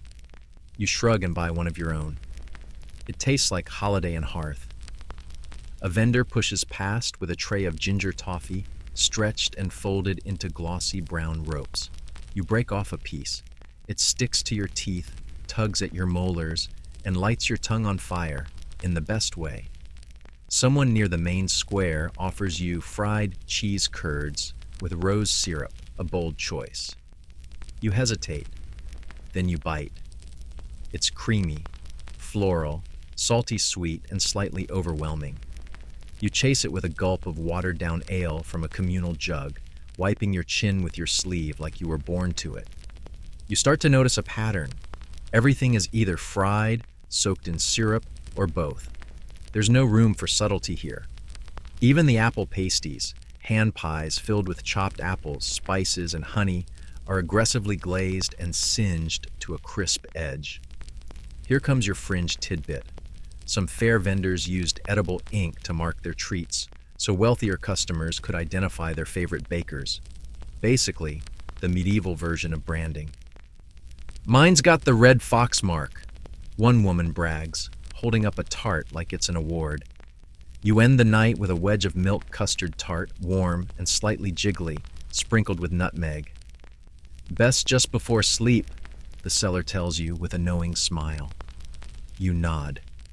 It feels like the kind of thing that tucks you in from the inside out. The fair begins to fade as lanterns are snuffed out one by one. The crowd thins, minstrels pack up, and the last few vendors close their stalls. You step back onto the quiet road, belly full, pockets sticky, fingers still sugar-dusted. Street fairs in the Middle Ages weren't just places of commerce, they were snapshots of daily life, bites of indulgence in a world where food was often survival first, pleasure second. But here, tonight, you've tasted joy wrapped in dough and dipped in honey. And honestly, your tongue's still tingling from ginger toffee and rose syrup cheese. The road ahead hums with silence, the moon softening the edges of the world. But you're not done yet, not with tonight's journey, and certainly not with what you're about to discover. Monastic junk food. Yes, really.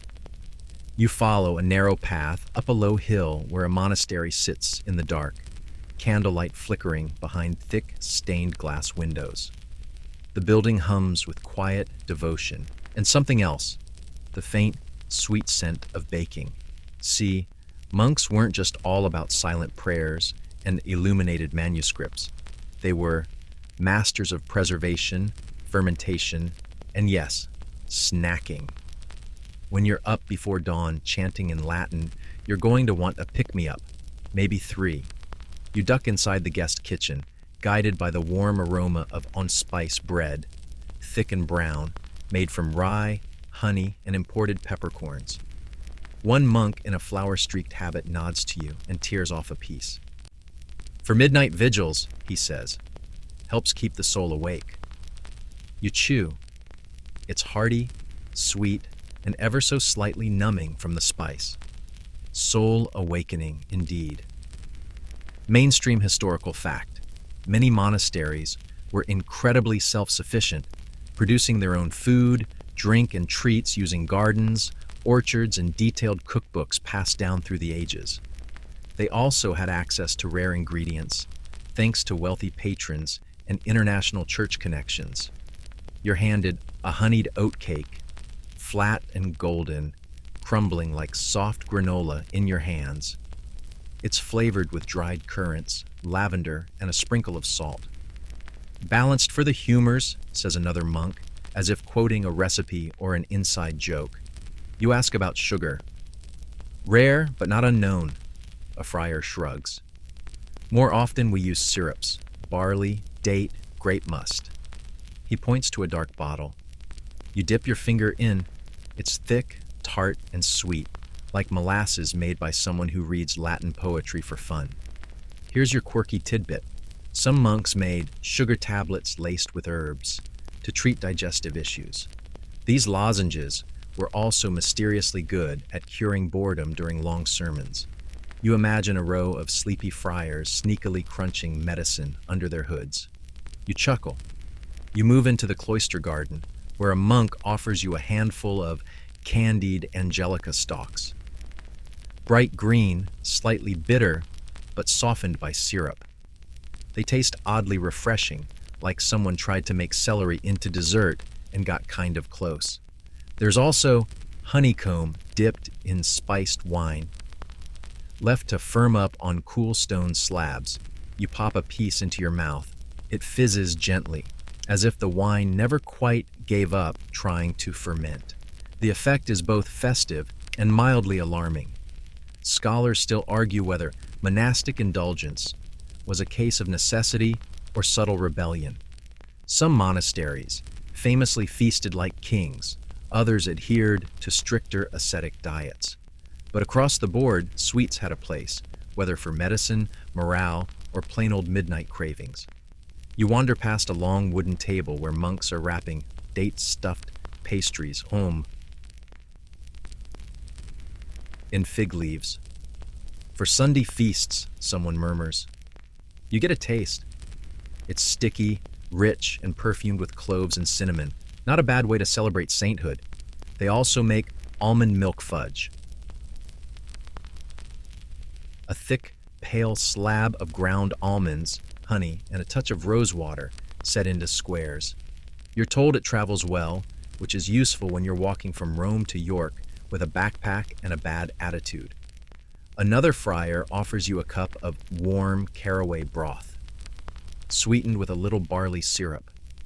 It tastes herbal, cozy, and faintly of licorice. Good for thinking, he says. You nod, mostly because it's too hot to respond properly. Here's a fringe detail. Some abbeys in northern Europe developed a fondness for syrup-soaked turnip chips, boiled in honey and crisped over fire. You try one, it's weird, good weird, like roasted vegetables dressed up for dessert. You're shown a simple treat next. Toasted barley crackers, slathered with sweet almond paste and dotted with dried cherries. They're clearly meant for special occasions. You bite in. It's rich, grainy, and oddly modern, like something you'd pay $9 for at a health food store. Out in the herb garden, someone offers you cinnamon basil wafers, paper-thin sweets made from flour, sugar, when available, and dried herbs pressed with wooden molds into beautiful patterns. You eat one. It tastes like perfume and dirt. You love it anyway. You notice jars lined along a shelf. Preserved quince and honey, vinegar cherries, dried apples soaked in mulled wine. It's a candy store for the pious. One jar holds fermented plums in spiced ale, labeled only with a symbol, a little sun. This one's for feast days, a monk explains. You understand why is a soft honey biscuit known as panis dulcis, not quite cake, not quite bread. It's flavored with saffron, nutmeg, and a whisper of fennel. You take a bite, and the sweetness blooms slowly, as if the biscuit wants you to contemplate it. You ask why monks make all this. Because joy matters, someone says, even in silence. Then they pass you a fig rolled in almond meal, and the silence becomes delicious. By now, you've tasted enough to understand that even behind thick stone walls and layers of ritual, people still craved sweetness, warmth, and comfort. Whether it was to fill the belly, lift the spirit, or soothe the mind, monastic junk food offered a kind of sacred indulgence, quiet, reverent, and deeply human. You bow a quiet thanks, stepping out of the cloisters and into the cool night again. The stars are sharp above, the wind carries the faint scent of cinnamon, and your mind feels oddly clear, as if sweet herbs and honeyed figs somehow do help with thinking. You head downhill, fingers sticky, soul slightly brighter. The monks will return to prayer. You'll return to your road. But now you know. Even the holiest among us can't resist like a candle in low wind, sweetened, softened, and slightly buzzed from fermented plum. But your night's not done. No, there's one more corner of the medieval world to explore, and it's perhaps the most surprising. Junk food at sea. You find yourself aboard a creaking merchant vessel, its wood groaning like a cranky old man. The sail flaps overhead, and salt crusts the edges of everything. A gull cries above like it just stubbed its toe. The ocean stretches forever, gray and grumbling. You lean against a crate and feel it sway. It smells like fish, fear, and flatulence. Welcome to the medieval sea voyage. Here, sustenance isn't about pleasure. It's about survival with flavor where possible. Still, even in this harsh place, there's snacks. You're handed a round, hard biscuit known as ship's bread, or hardtack. It's dense, dry, and could easily double as a blunt weapon. You bite down, it resists. You soak it in watered-down vinegar wine, and try again. Better. Barely. Keeps forever, a sailor shrugs. Might outlive us all. Mainstream historical fact. Sailors often relied on preserved foods, like salted fish, dried peas, smoked meat, and yes, hardtack to survive long voyages. But they also brought small indulgences to lift morale, especially in moments of calm seas or small victories. You discover a humble treat. Dried fruit leather, made from mashed apples and plums, spread thin and sun-dried into chewy sheets. It's tart, sweet, and easier on the teeth than hardtack. One sailor rips a strip and says, "Best thing on the ship besides dry boots." A barrel opens to reveal sugared almonds, a small stash kept for the captain or as barter at port. You sneak one. It crunches like victory and tastes of luxury in the middle of this salt-soaked world. No wonder they keep them under lock and key. Here's your quirky tidbit. Sailors sometimes chewed candied citrus peels. Not just for scurvy prevention, but for freshening the mouth, a necessary kindness in close quarters with no dental plans. You're handed a cup of ship's spiced beer, brewed with ginger, cloves, and aged in oak. It's lukewarm and foamy, but surprisingly palatable. "Warms the gut," says the man who poured it, before belching a chorus. Nearby, someone pulls out a pouch of a dried cheese curds dusted with herbs. You pop one in. It's chewy, salty, and slightly sour, like a cheese puff from another dimension. "Don't smell the pouch," you're warned. You do. You regret. Scholars still debate whether luxury snacks made it to deckhands, or if these rare treats were reserved strictly for officers. Some argue that sailors pooled personal stashes for communal feasts, especially during calm weeks or holidays. Others say officers hoarded the good stuff while handing out weevil bread and fish mush below deck. A surprising delight appears. Molasses toffee, stored in beeswax to keep it from melting. You crack off a shard. It's smoky sweet and clings to your teeth. The sailor who shares it says, "My mom makes it every Easter." You try to imagine molasses toffee being mailed across the medieval sea like an edible love letter. There's a small, secret moment when someone brings out travel balls. Dense spheres of dried oats, honey, nuts, and herbs rolled together like portable energy bombs. They're meant for long treks on land, but they work wonders for sailors with early onset mutiny cravings. You eat one. It tastes like survival with a dash of optimism. You peer into a sailor's trunk and find what?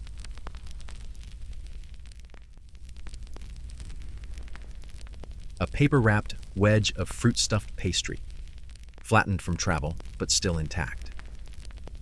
"Brought from Bruges," he mutters, slicing off a piece. It's sticky, studded with preserved cherries, and smells faintly of cinnamon. It makes the ship feel momentarily like a kitchen. Now for your fringe detail. Some crews made rum-cooked porridge cakes, which were allowed to harden and were eaten cold like gritty brownies. You're handed a bite. It's wet, dense, and tastes like oats soaked in someone's bad decisions. You chew it politely. Down below, where rats and barrels mingle, a cook is stirring a pot of spiced pea mash, enhanced with fennel seeds, dried onion, and a splash of vinegar. He lets it set, then slices it into squares. You take a bite. It's oddly satisfying, like a split pea gummy bear but respectable. In a locked chest near the stern, a navigator opens a small silver tin. Inside, saffron honey drops. Likely a gift from a noble house. You suck on one, and it melts slowly, tasting of sunshine and unfair wealth. "Don't let the crew see," he whispers. And finally, someone offers you crystallized rose petals. Brought on board from a port stop weeks ago. They're delicate, shatteringly sweet, and vanish on your tongue like a ghost. The ship groans. A storm is likely. But for now, bellies are content and hearts are a little lighter. Even in a world of salt and struggle, there's room for indulgence, even if it's dusty, slightly fermented, or shaped like a puck of pea mash. You sit on a barrel, watching the sea sway silver under the stars. A sailor sings a slow, strange song in a language you don't know. Another passes you a final bite of hard honey cake, chipped from a loaf baked back in port. It crumbles like history, sweet and stubborn. And just like that, you realize, junk food isn't just for land dwellers. Out here, it's survival, memory, a taste of home when home is only the horizon. You let your eyes drift closed, the ocean rocking you gently. The sea keeps its secrets. But now you've tasted one of them. The ship fades like a dream behind you, salt on your lips, honey still warming your throat. You step back onto solid ground, your legs a little wobbly, your spirit full. But now the wind shifts, pulling you towards something stranger, more whimsical, the shadowy world of medieval sweets sold by traveling performers and con artists. Yes, con artists. Because where there's a crowd, there's always a clever someone ready to trade sugar for silver or imagination for coin. You follow a winding country road lit by the glow of torches. A wooden stage creaks under the steps of fire jugglers and masked jesters. Drums thud like a racing heart, and the scent of burned sugar and roasted nuts hits your nose like a memory you've never had. Welcome to the sideshow snack scene. Beneath the banners and illusions, a vendor shouts, "Honey wasps, caught fresh this morning," which of course they are not. But the treat, sugar caramel twisted into wasp shapes and dusted with blackened herbs, is dazzling. You take one. Crunch. It's sweet, brittle, with a shock of burnt anise that lingers like mischief. Mainstream historical fact. Medieval fairs and carnivals were filled with temporary food vendors, hawking everything from roast meats to candied fruits. Some traveled for months, carting wares and setting up shop wherever crowds gathered, especially near pilgrimage routes or seasonal festivals. You approach a wheelbarrow filled with dragon tongues, bright red strips of dried pear soaked in mulled wine and skewered on thin sticks. "Real dragon meat," the vendor winks. You bite. It's spicy, leathery, and warm with cloves. A child next to you roars dramatically. You nod approval. Another peddler passes out witch teeth, which are just hardened honey candies dyed with beetroot and pressed into rough, jagged molds. They clack against your teeth with a satisfying snap. "Guaranteed to curse your hunger," he grins. Here's your quirky tidbit. Some traveling entertainers carried miniature sugar sculptures they'd smash mid-show, letting kids catch the shards as souvenirs or snacks. One traveler boasts he once made a sugar gargoyle the size of a chicken. You reach a tent where a woman in painted robes is selling elixirs, thick syrups laced with herbs, served in tiny wooden cups. You sip one labeled Dancer's Delight. It tastes like rose water, honey, and mint.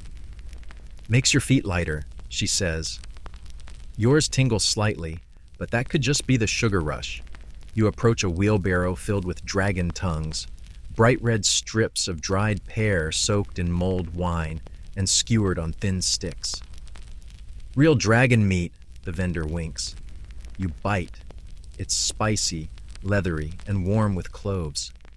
A child next to you roars dramatically. You nod approval.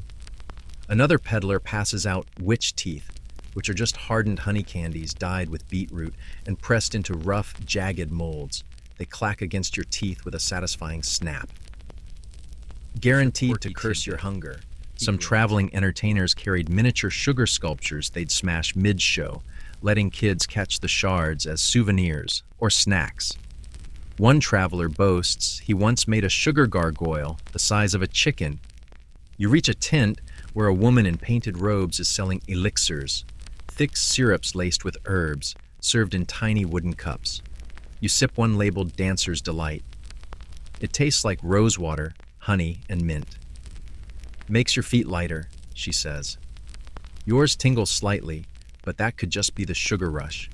Nearby, a man demonstrates fire sugar, melting raw sugar over a coal pan, twisting it onto sticks and dusting it with ground pepper and orange peel.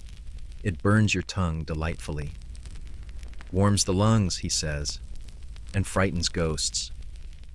Scholars still argue whether such sweets were mainly entertainment or believed to have magical properties. Some were sold as genuine potions, others as novelty, and often the line between treat and trick was deliciously blurry. At a shadowy booth, you're handed a pouch of goblin's gold, sugar-coated chestnuts dyed green with herbs and wrapped in shiny foil. Stolen from under a hill, the boy says. You pop one in. It's mealy, sweet, and mysteriously earthy. Definitely goblin adjacent. A barrel next door is filled with roasted chickpeas tossed in honey and vinegar.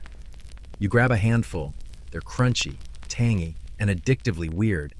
The cook calls them singing peas, claiming you'll hear them hum if you chew slowly. You try. No hum, just crunch. Still worth it. Another performer balances on stilts, tossing candied walnut balls to the crowd. You catch one. It's sticky with grape molasses and rolled in crushed rose petals. You take a bite and imagine ancient kings licking their fingers between war councils. Then comes the fringe detail. A one-eyed vendor offering love stones. Tiny, hardened sugar lumps shaped like hearts, dyed with marigold and dusted with edible silver leaf. Legend says if you suck one while locking eyes with your crush, they'll love you forever, or at least until the candy dissolves. You take one for scientific purposes. Laughter rings out from a nearby booth where someone's selling mud cakes of Avalon. They're thick rye cookies dyed dark with molasses and pressed with flower patterns. Despite their name, they're chewy, herby, and packed with crushed, dried dates. You eat, too, just in case. You pause at a puppet stage where, between performances, the vendor passes out sugar-dipped almond sticks wrapped in paper scrolls with bad poetry written on them.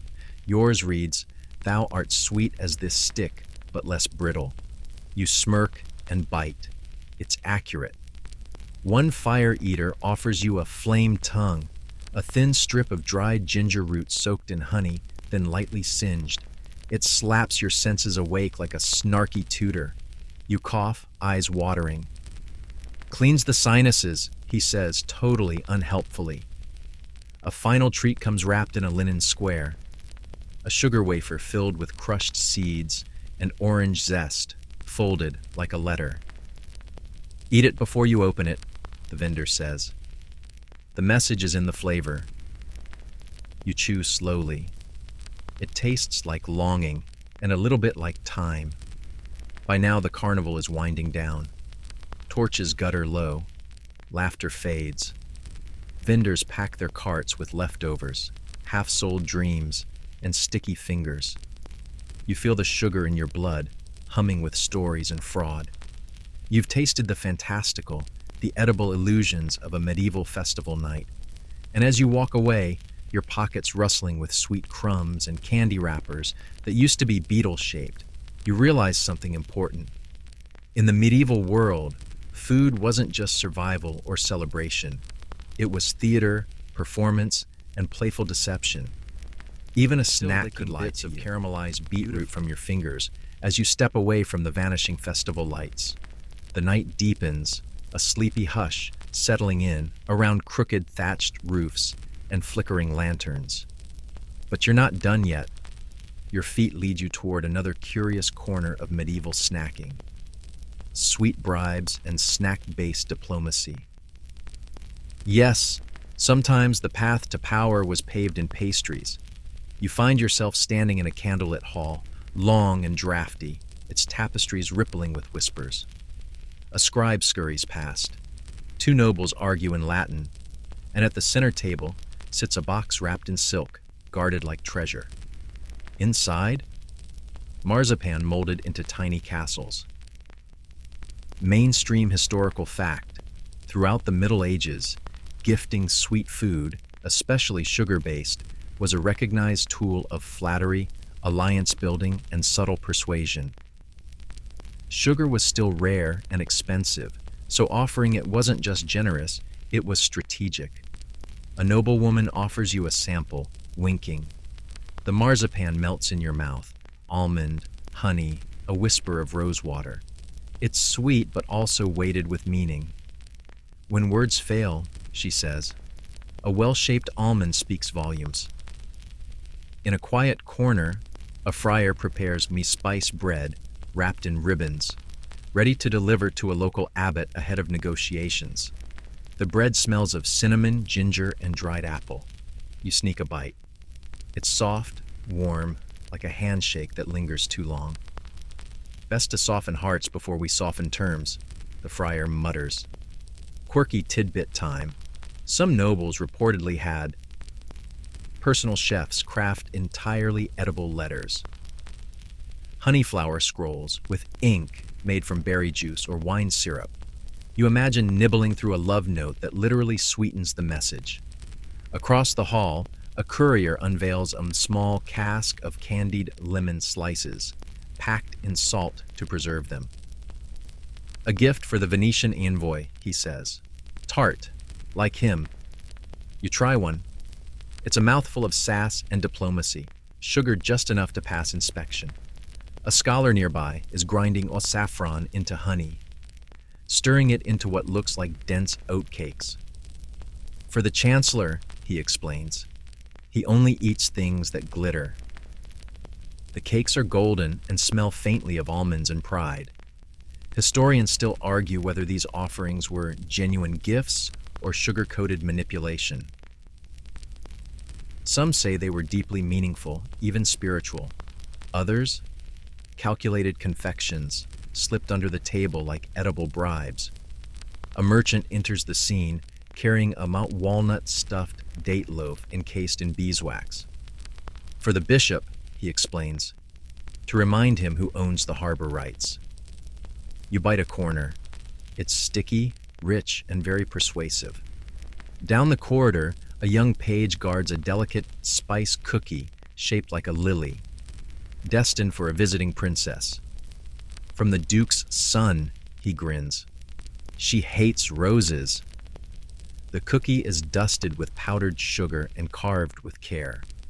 You almost feel bad eating a replica of courtly love. Almost. Someone passes by with a tray of candied fennel seeds, offered between tense diplomatic meetings as palate cleansers and mood softeners.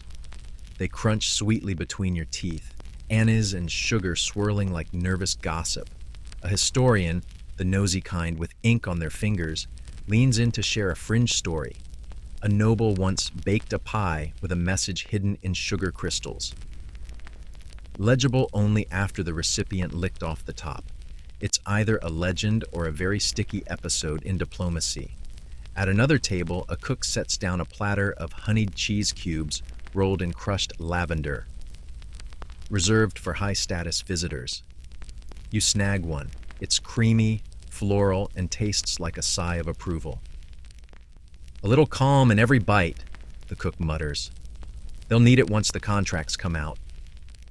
One lord is rumored to keep a stash of aniseed sugar pellets, which he offers only after favorable deals are signed. He calls them treats of trust. You get your hands on one. It's intensely sweet, like someone saying, I like you, with excessive eye contact. Later that night, you find a young scribe scribbling a draft of what he calls the confectionery clause, a mock legal joke about how no peace treaty is complete without a tart. He offers you a slice of fruit paste and almond tart, its crust soft and its filling shimmering under torchlight. It tastes like compromise. And maybe peaches. You step into a private chamber where a noble woman slices into a ginger-spiced honey cake, fragrant and steaming. "This cake costs more than most dowries," she says casually, offering you a sliver. It sings with heat and sugar and maybe a little ego. Nearby, an apprentice chef fusses over sugar-crusted pine nuts rolled in pastry leaves, arranging them into an edible bouquet. "For the new steward," he mutters. Your fingers are sticky again. He'll need the energy. Your stomach politely full. But the night continues, and with it, more sweet gestures that double as diplomacy. In this world, the line between dessert and deal is as thin as a wafer, and just as delicate. As you exit the hall, a final treat is pressed into your hand, a candied plum with a hollow center hiding a tiny scroll. On it, just one word, "Yes." You pop the plum into your mouth. The taste is deep, dark, and decisive. Whatever was being negotiated to the chill of early morning, the sky still a velvet blue stretched over shadowy rooftops. Behind you, the great hall of marzipan diplomacy disappears into memory, leaving only a faint stickiness on your fingertips. But tonight's journey isn't over. Far from it. Now you're heading into the world of the deeply devout, where medieval junk food takes on an unexpected twist. Sweet indulgence at sacred shrines. Your feet find a winding path through dew-covered grass, past a procession of candle-bearing pilgrims. Some limp from miles of walking, others chatter excitedly, and nearly all of them are hungry for healing, for holiness, and for snacks. You arrive at a shrine built of weathered stone, its roof low, its entrance flanked by wooden stalls packed with tiny relics, trinkets, and yes, food. You smell toasted grains and dried figs, sharp vinegar, and faintly fermenting fruit. Mainstream historical fact.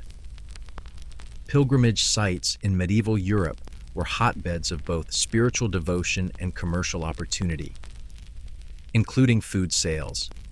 Vendors line the roads and shrine entrances with offerings aimed at the weary traveler and the spiritually motivated snacker alike. First up, saint's bread, flat, circular loaves stamped with a holy symbol. One woman hands you a piece, warm and crackling at the edges. "Blessed this morning," she says. You bite in. It's crisp, slightly sweet from anise and honey, and the stamp leaves a ghost of a cross on your tongue. Nearby, a young boy hands out pilgrim candies. Small lumps of sugar and crushed nuts wrapped in waxed paper printed with saints' names. "Guaranteed to keep you awake through prayer," he says. You pop one. It does taste a bit divine. At a side stall, a friar quietly sells angel drops, balls of candied fennel and coriander coated in powdered sugar. "To calm the belly and cleanse the soul," he says, a wink slipping past his hood. They're oddly peppery, with a warm sweetness that reminds you of chai. Here's your quirky tidbit. Some pilgrims brought homemade candy relics, sugar figures shaped like saints or crosses, to be blessed by clergy, then eaten for protection. One woman shows you a tiny sugar lamb wrapped in linen.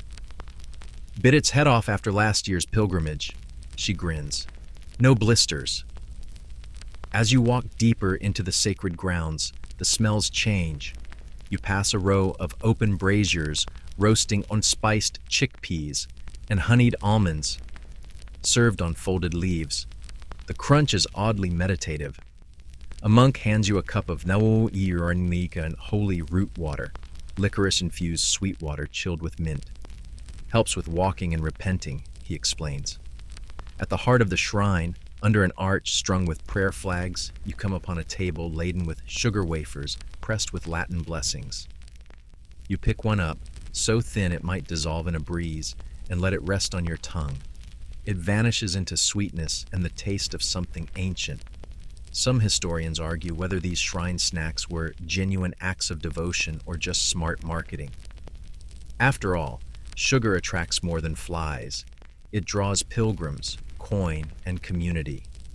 A local baker nearby offers blood of the martyr tarts, small pastries filled with wine-soaked, dried berries and honey shaped like teardrops. No actual blood, I promise, he says, though Sister Elvira once fainted. You take a bite, tart, sticky, with a hint of rosemary. Down a stone corridor, an older woman sells Saint Sticks, thin, cinnamon-dusted breadsticks shaped like staffs. You grab two. They snap loudly in your mouth, crumbs falling like confession. For strength, she says, and chewing aggression out. You pass by another merchant laying out fig cakes shaped like relic boxes, filled with orange peel and crushed almond. You unwrap one. It's sweet and faintly spiced with the weight of symbolism, though that could just be the fig fiber. Then there's the fringe practice. A few pilgrims claim eating certain sacred snacks at precise hours, like midnight wafers or dawn honey cakes, amplifies prayers. One even insists on dipping his fig tarts in holy water. Gives it a kick, he says. You decline. For now. Someone next to you gnaws reverently on Jacob's Ladder, a twist of sugared dough fried on-site and drizzled with herbal syrup. Each rung's a step toward grace, the seller declares. It tastes like a honey donut met a medieval sermon. A group of young nuns hands out menove diots. Rosemary and violet pastilles, promising clarity of mind. You chew one slowly. It tastes like a meadow reading you bedtime poetry. You wander into a side chapel where food and faith blur even further. A monk chants softly while offering blessed licorice rope, claiming it soothes both throat and soul. You try it. It's pungent, herbal, and makes your tongue tingle. Also wards off fleas. The sun is edging over the horizon. Casually. You hear morning prayers rising, and with them, a final round of culinary blessings.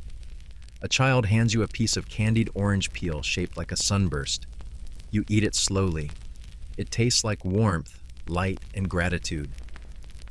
And as the pilgrims begin to leave, their bellies filled and hearts lightened, you realize something subtle. In this sacred setting, snacks weren't indulgence, they were intention. Every bite carried purpose, and every sweetness was a prayer in edible form. You head down the hill, pockets full of sugar-crusted crumbs, walking the same path thousands have before you. Feet sore, lips sticky, spirit strangely lifted. After all, what better reminder of life's sweetness, earthly or divine, than a roadside honey cake on your way to eternity?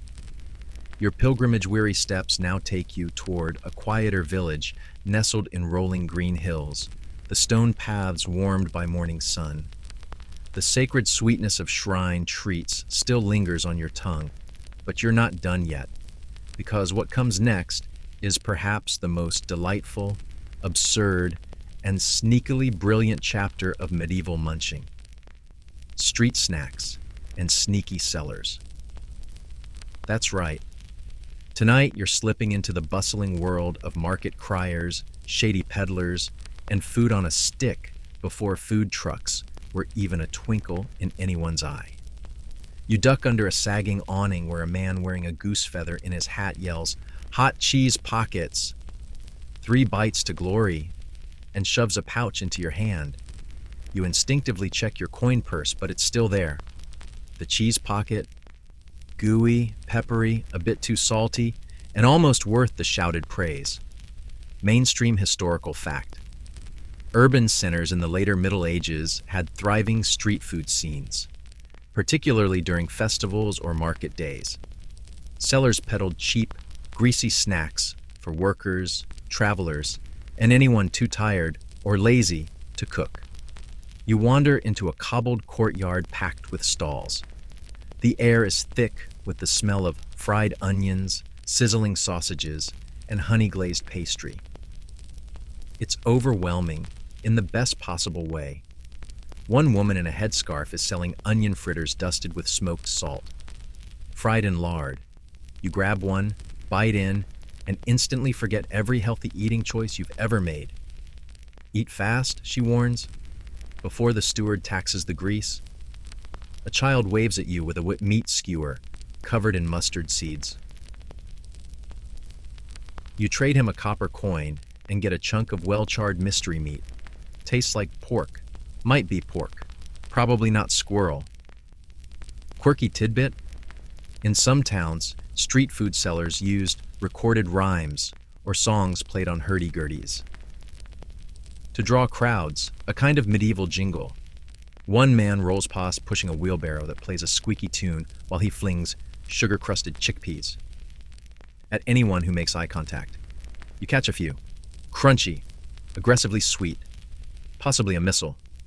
Over by the well, an old woman is ladling.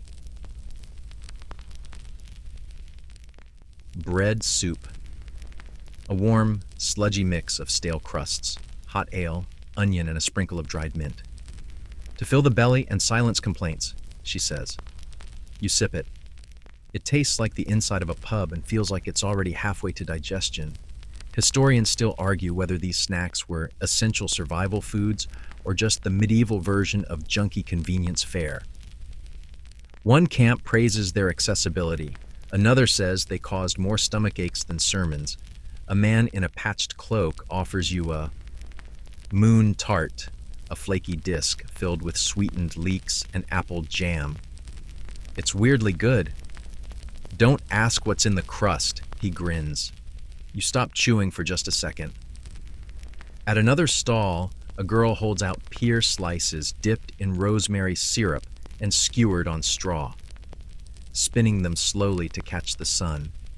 It's elegant, messy, and suspiciously addictive. Nearby, a barrel-top game rewards winners with fried rye dumplings dusted in beer sugar. You lose, of course, but the seller takes pity and hands you one anyway. It's the kind of food that makes you forget you lost a game involving angry ducks and dice. One seller shouts, "Lark tongue pies," mostly lark, and tosses a tiny tart your way. You try it. It's like biting into an herby raisin explosion with a whisper of bird, mostly, indeed. Someone hands you a portable bread wrap filled with mashed beans and salted greens, folded neatly and tied with twine. Travel food, they say. It's like a medieval burrito with judgmental undertones. It grows on you, though. Off in a quieter corner, a suspiciously elegant man hands out rose syrup marshmallows dusted in black pepper. "Gentry snack," he says with a smirk. You chew one slowly. It tastes like perfume offering apple leather rolled into curls, dried slices sweetened with mead and pressed flat. They're chewy, tangy, and surprisingly modern. "Keeps for weeks," he yells. You pocket a few for later. One older man insists you try his miracle eggs, boiled eggs dyed with beets and stuffed with date paste. You do. They're not bad, but they leave you confused about your emotional relationship with protein. In the shadow of a bell tower, a woman sells small pies stuffed with minced meat and dried cherries. "Rich flavor, poor price," she declares. You taste. Sweet and savory fight like cousins at a wedding. Somehow, it works. As the market winds down, you spot a final stall lit by candles. It sells end-of-day crumbs, broken bits of honey cakes, fried bread, and roasted nuts all scooped into paper cones. "Half price, all flavor," the seller whispers. You buy one.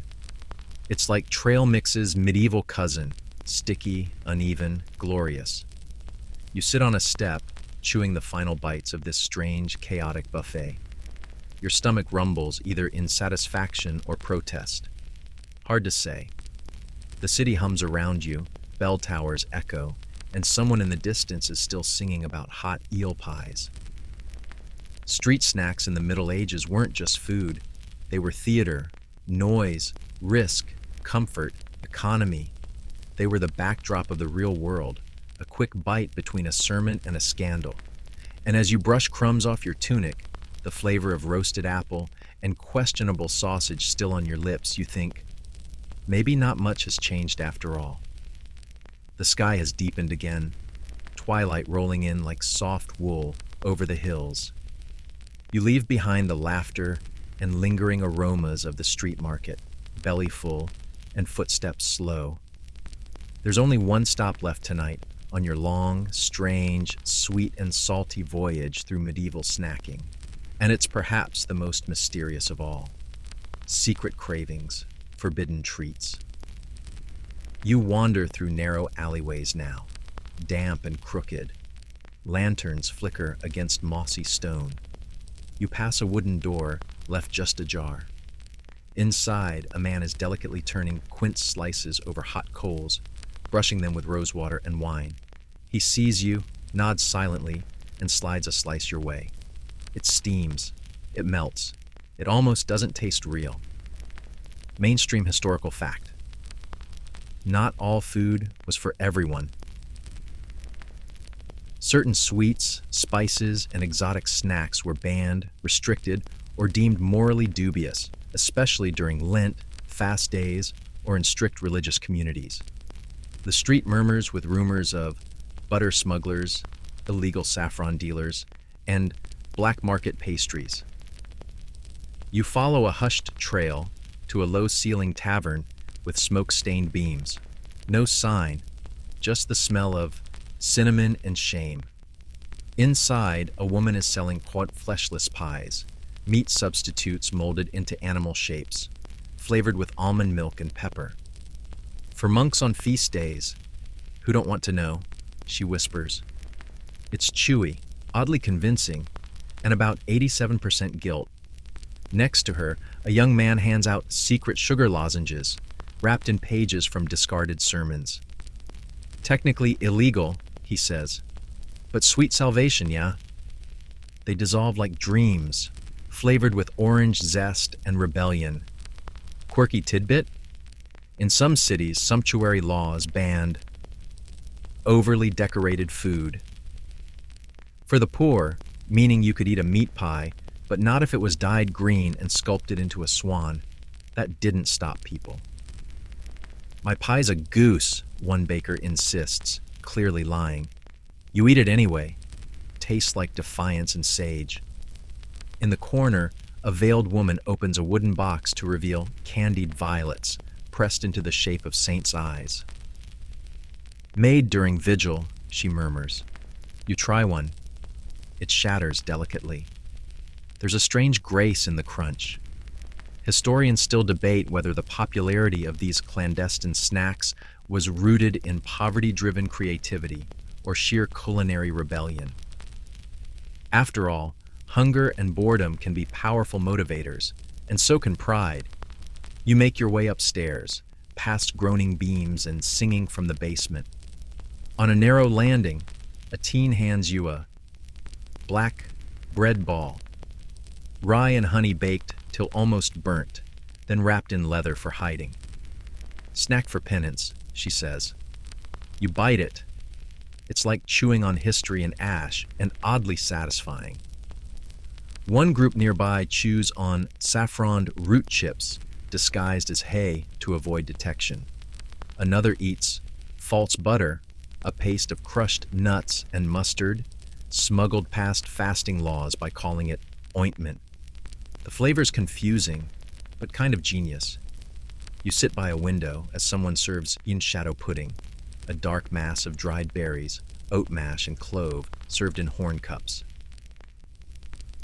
Made during eclipse, your host says. Curses optional.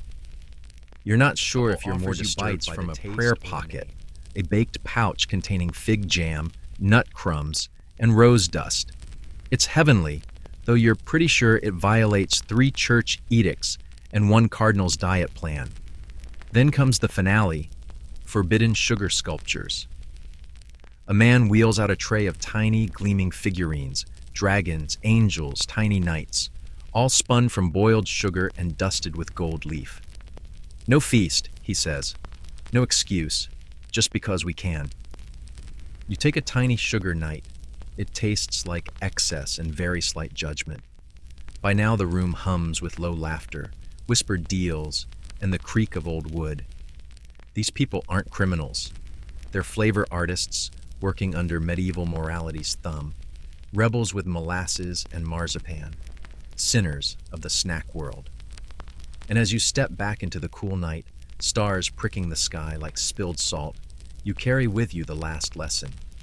Even in a time of strict rules, towering cathedrals, and daily survival, people still found joy in the bite-sized, the sneaky, the sweet. Because food isn't just fuel, it's art, rebellion, memory, and celebration. Even the junk kind. You turn onto the road out of town, the final crumbs of candied plum trailing in your hand. And now, wind down 300 words. Your steps slow now. The world around you softens. The fires of the markets fade to warm embers, the clamor of carts and clanging pans dimming into the hush of distant prayer bells. You walk on, the ground smooth and quiet beneath your feet. The moon has risen high, casting a pale, buttery light across the hills. The same hills, perhaps, where sheep once grazed, where monks once baked bread in silence, where a child once traded figs for a sugar twist behind the cathedral wall. Tonight, you've wandered through a different kind of history. Not the loud kind with kings and swords, but the gentle, secret kind. The crinkling of parchment cones, the crunch of roasted peas, the soft, sticky sweetness of rebellion wrapped in honey. You've shared the treats of pilgrims and peasants, nibbled on holy sugar, slurped from broth bowls sold by candlelight. You've tasted the silliness, the ingenuity, the comfort people found when life was rough and the world uncertain. And now, in the hush of night, you feel it settle in your bones, the stories, the flavors, the strange, cozy knowledge that junk food, even in the Middle Ages, was never just junk. It was joy. So let your eyes grow heavy now. Let the flicker of torchlight fade behind your eyelids. Breathe in, slow and deep. Somewhere in the distance, a bell tolls midnight. Somewhere closer, a cart creaks under the weight of leftover fritters. But here, now, it's just you, drifting into dreams of toasted cheese and marzipan moons. Good night.